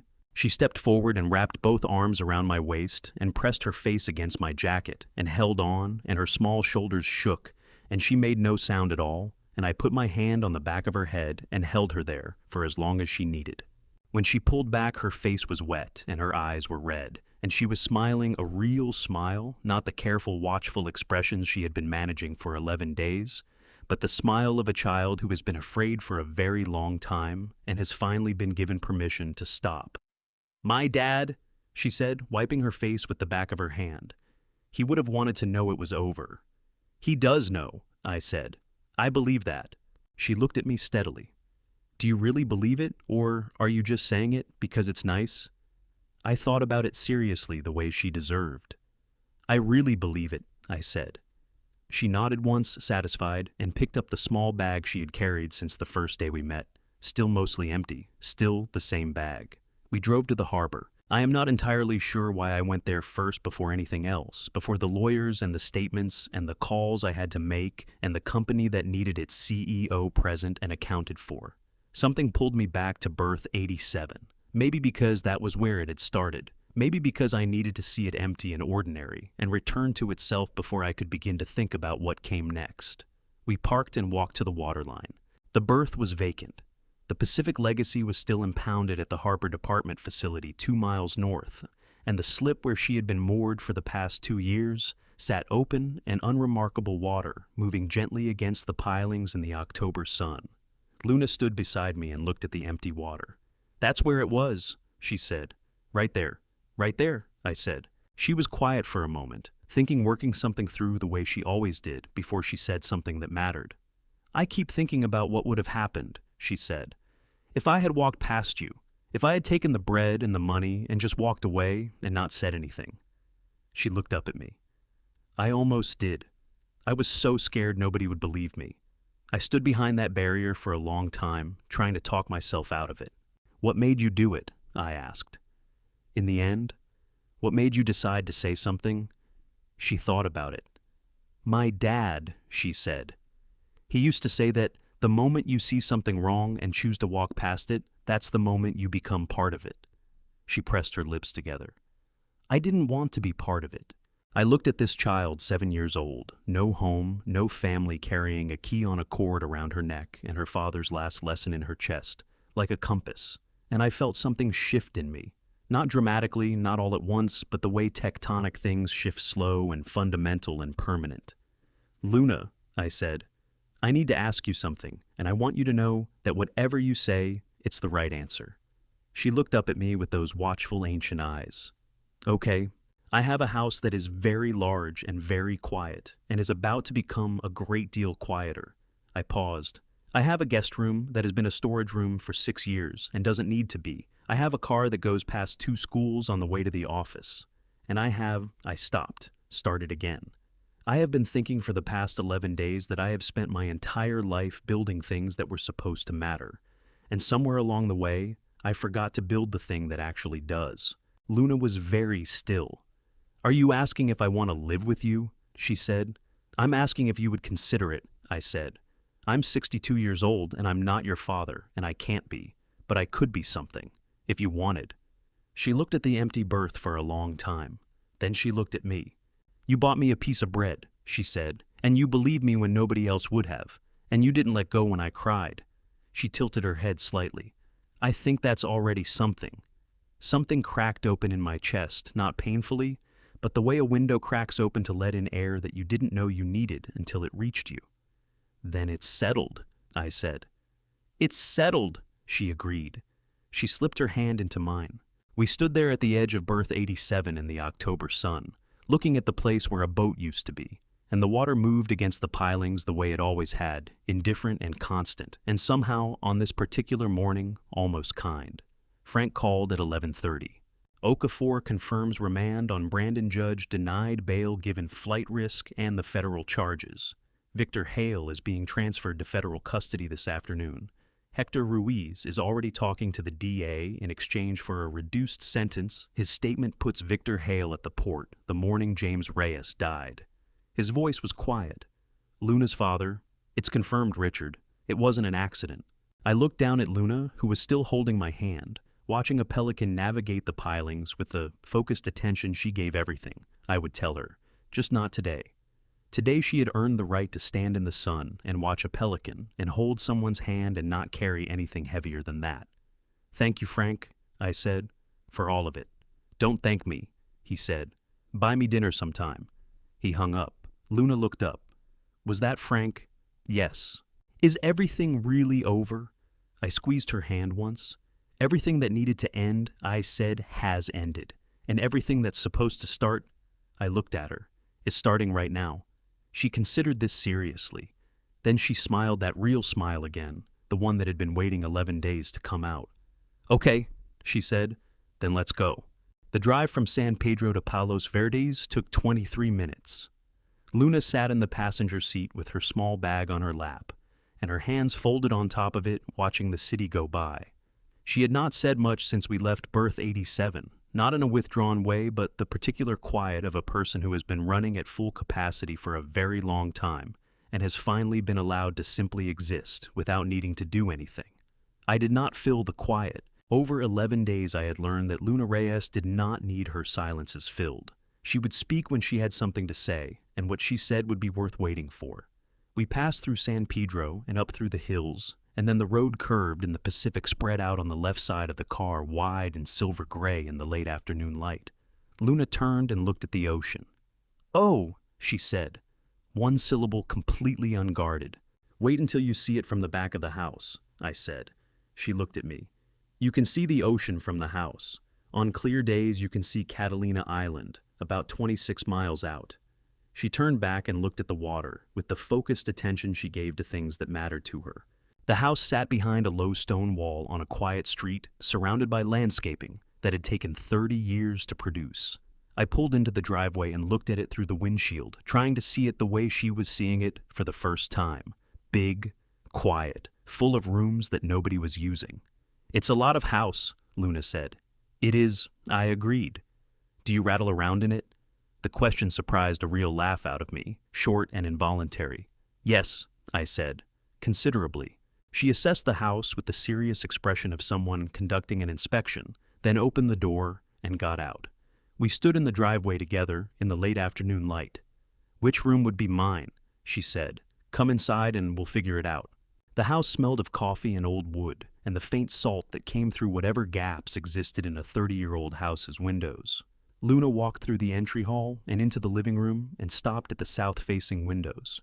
She pressed both hands flat against the glass and looked out at the harbor and the ocean beyond. "I can really see it," she said. "I've never seen the ocean from inside a house before." She said it simply as a fact without performance. I did not know what to say to that. "Are you hungry?" I said. "What do you have?" "I have no idea. I haven't been home in 4 days. We could order something." "Can we order pizza?" "We can absolutely order pizza." She smiled the small, real smile I had been learning to recognize. "Can I look at the rest of the house while we wait?" "It's your house too," I said. "Go wherever you want." She looked at me quickly, checking whether I meant it. I met her eyes. She went. I ordered the pizza and listened to her move through the rooms above footsteps on hardwood doors, opening the sound of palms pressed against windows, checking the views. She came back and sat at the kitchen island. "The room at the end of the hall on the right," she said. "The window faces west.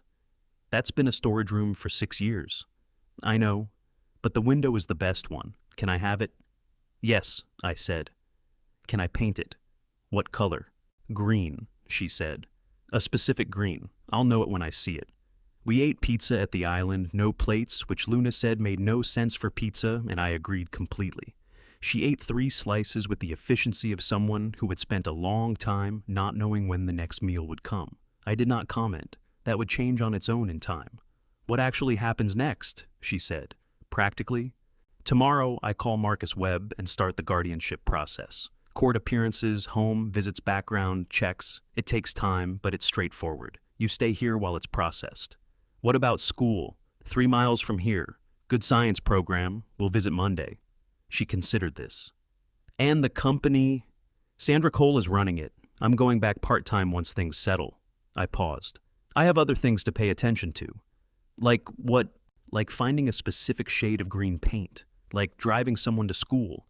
Like being home for dinner." She held my gaze a moment, then looked down. "I've never had someone be home for dinner," she said. "My dad worked nights." "I'll be home for dinner," I said. She nodded once, the small, certain nod of someone updating an internal record. We finished the pizza. Luna folded the box for recycling corners aligned precisely. Then she picked up her bag, stopped, turned back, and crossed the kitchen and wrapped both arms around my waist, brief and firm, and let go and walked toward the stairs. "Good night," she said. "Good night, Luna." I listened to her footsteps, the second door on the right opening, the quiet sound of a room receiving its first occupant in 6 years. I stood in the kitchen that had been too large and too quiet for longer than I wanted to count, and I listened to someone breathing somewhere above me. Outside, the ocean moved in the dark. I turned off the light. For the first time in 11 days, I went to bed before midnight. Luna woke up before I did. I came downstairs at 6:47 in yesterday's clothes, something I had not done since my late 20s, and found her already at the kitchen island with a glass of water and a field guide to Pacific coastal ecosystems pulled from the living room shelf. She looked up. "You have a lot of books about the ocean," she said. "I've spent 35 years moving things across it," I said. It seemed reasonable to understand it. She considered this. Did you know the San Pedro Channel has one of the highest concentrations of a blue whale feeding activity on the Pacific coast? I did not. They come in summer, for the krill. She turned a page. Can we see them from the house? If you're patient and have binoculars. The summer before last, I watched one breach 2 miles out. I paused. It's not something you forget. She looked at me with the expression I was beginning to recognize, the one that meant she was filing something into a category marked reasons this place might be worth staying. Then we'll get binoculars, I said. Do you want breakfast? She did. Over scrambled eggs and toast, several things established themselves that would become the architecture of our daily life. Luna ate quickly, helped clear dishes without being asked, refilled her water glass, and returned it to the exact same spot. When I showed her the recycling system paper, glass, plastic compost, she immediately sorted her toast crusts into compost without needing a second explanation. She was, I realized, extraordinarily self-sufficient for 8 years old, which made complete sense, and which made me want to give her the specific experience of not needing to be. After breakfast, she said, "Can we find the paint?" We drove to a hardware store on Western Avenue. Luna went directly to the sample display and worked through the greens with systematic precision, too yellow, too blue, too gray, too dark, too bright. I stood beside her and said nothing, which was the correct thing to do. 20 minutes in, she held up a card. "This one," she said, "Pacific Sage, somewhere between the ocean on a gray morning and the hills above the harbor in spring." "Pacific Sage it is," I said. Something crossed her face, quick and private, and she put the card in my hand and went to look at brushes. I stood there holding it and thought about a father who had given his daughter a key on a cord and told her to find a good man, and about the specific shade of green a girl chooses for her first real room. I bought 2 gallons. We painted that afternoon. Luna taped every edge, meticulously sealing window, trim baseboards, door frame, taking far longer than I would have, producing far cleaner lines than I would have. She rolled the walls without talking, which I had learned meant something mattered to her. When the first coat was done, the late afternoon light came through the west window and turned the green warmer than it had looked on the card. "It's right," Luna said. "It's right," I agreed. She had paint on her left forearm and a streak of Pacific Sage across her right cheekbone that she was not aware of. "Thank you," she said, "for letting me pick."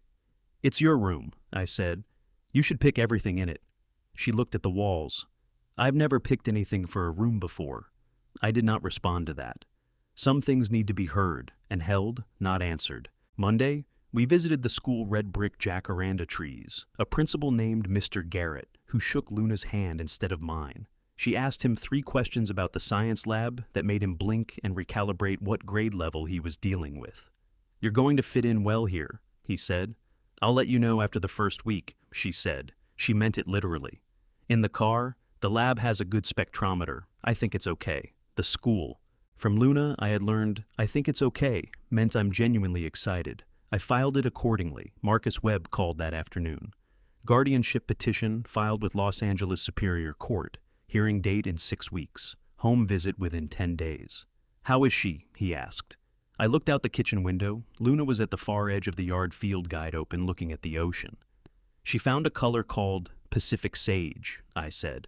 "She's already asking about blue whale migration."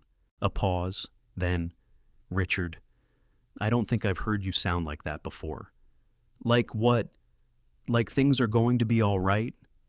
I watched Luna turn a page and look up at the water. "They are," I said. "I think they genuinely are." That evening, Luna appeared in the office doorway. "Are you going to be home for dinner tomorrow?" I looked at the inbox, 437 unread emails. "Yes," I said. "What do you want?" "Pasta," she said, "but not from a jar." "Not from a jar." I agreed. She nodded and went back to her room. I turned to the inbox. Then I closed the laptop. The emails would be there tomorrow. Dinner would not make itself. 3 weeks after Luna moved into the green room, I decided it was time. Not because anything had happened to make it urgent, but because I had been watching her learn the kitchen, the school, the shape of the house. And what I saw was someone who had settled. Not all the way, but enough to hold what I was going to tell her. I made hot chocolate from scratch. Luna had tried the packet version in her second week and called it acceptable but imprecise, which had led to a 20-minute conversation about the difference between acceptable and good that I had found genuinely useful. She came downstairs at 8:15 in her school sweatshirt and stopped when she saw the two mugs. She looked at the mugs, then at me. "What happened?" she said. "Nothing bad," I said. "Sit down, Luna. I have something to tell you." She sat. She wrapped both hands around the mug, that two-handed hold she always used, careful and deliberate, like something that might be taken away. She looked at me and waited. I told her everything. I started with the USB drive, what Frank found when he opened the 6 folders, the 14 months her father had spent alone moving through the port before dawn, photographing containers, printing emails, documenting every transaction that did not appear on any official manifest. The draft letter to the FBI field office addressed to the special agent in charge dated 3 days before the accident. Then I told her the accident was not an accident. Hector Ruiz had confirmed it in testimony. Victor Hale arranged it deliberately because James Reyes was 3 days away from delivering everything.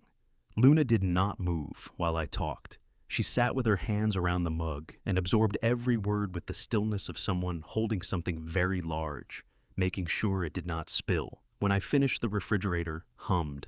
Outside, a crow was working at something in the backyard. "He knew it was dangerous," she said.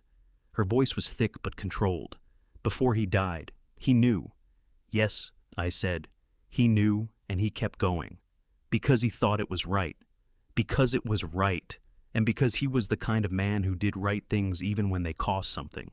She pressed her lips together hard. A tear ran down her cheek, and she let it fall, did not wipe it, did not fight it. "He did it," she said.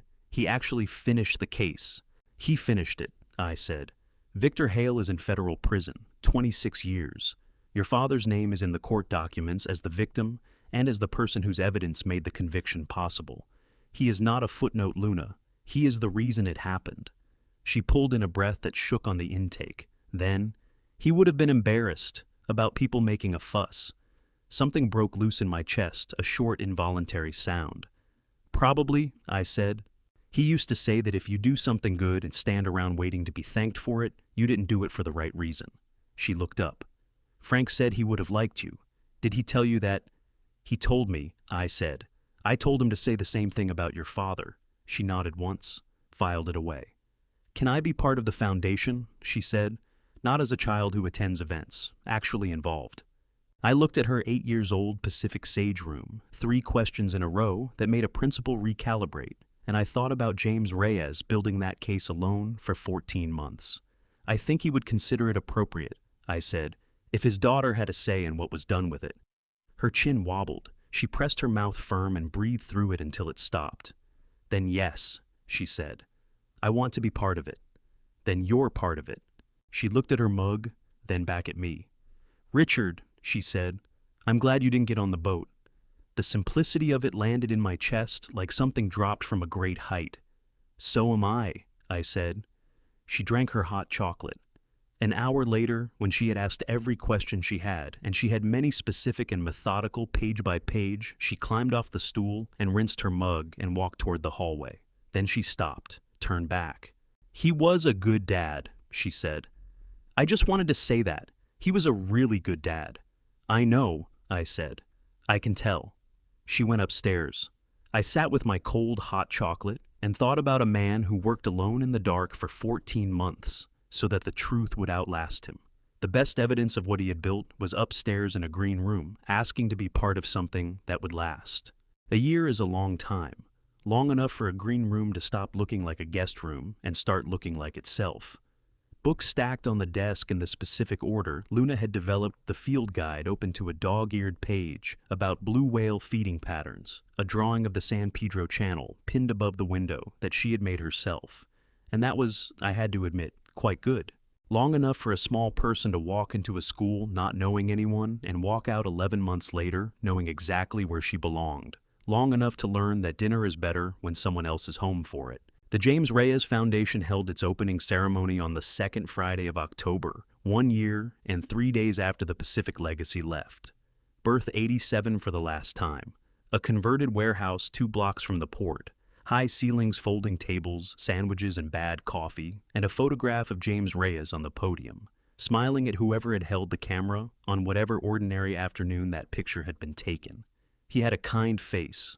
I stood at the back of the room and watched Luna at the front, sitting between two children she had met through the Foundation's after-school program.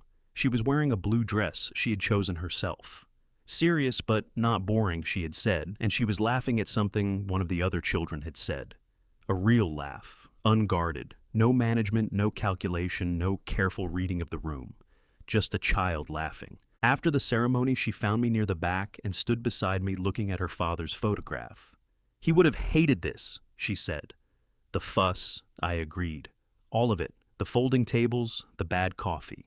She tilted her head. He would have rearranged the chairs because they weren't straight. And then he would have looked at you, I said, and decided it was worth it. She leaned her shoulder against my arm. We stood there together for a moment, the harbor moving outside the cranes, working the container yard the way they always had. The water doing what water does. Do you ever regret it? She said. Any of it. I thought about Brandon at 8 years old on my shoulders, laughing so hard he nearly fell. I thought about 35 years of work I had thought was about legacy. I thought about a piece of bread and a $100 bill and a small hand on my sleeve on a dock in October. No, I said. Not for 1 second. She checked my face the way she always checked, found what she was looking for. Good, she said. Then, the coffee really is terrible. Can we get some on the way home? We can get some on the way home, I said. She took my hand. We walked out into the October afternoon, the same harbor, the same cranes, the same water, berth 87, 2 blocks south, and occupied now by some other vessel going about its ordinary business, knowing nothing about what had happened in its slip 1 year ago. I had spent 35 years building an empire to leave for my son. In the end, the one who saved me was a hungry little girl I bought a piece of bread for. I thought about a piece of bread and a $100 bill and how the largest things that have ever changed my life arrived quietly from directions I was not watching. They say God puts the right people in your path at the right moment. I used to think that was just something people said. Now, I know it is true because on the afternoon that was supposed to be my last. He placed a hungry little girl with a piece of bread in her hands at the edge of a dock, and she chose to speak when it would have been so much easier to walk away. This is my family story, and it is not one I am proud of in every chapter. I built 35 years of work on the assumption that blood meant loyalty. I was wrong. Family betrayal does not announce itself. It arrives quietly, wearing the face of someone you love, asking you to sign a piece of paper. So, here is what I want to say. Directly, do not make the mistake I made. Do not confuse proximity with trust. Do not wait until you are standing on a dock, 62 years old, for a stranger's kindness to show you what your own family never did. Every family story worth telling is really a story about who shows up when it costs something. Luna showed up. Her father showed up alone in the dark for 14 months. That is the kind of loyalty that cannot be inherited. It has to be chosen. Family betrayal leaves marks, but so does unexpected grace. If this story moved, you leave a comment below and tell me what you think. Share it with someone who needs to hear it. And if you haven't subscribed yet, this is the moment. Thank you for staying until the end. The stories ahead contain fictional elements crafted for reflection. If that is not for you, no judgment. Choose what serves you. But if you stay, we have more to tell.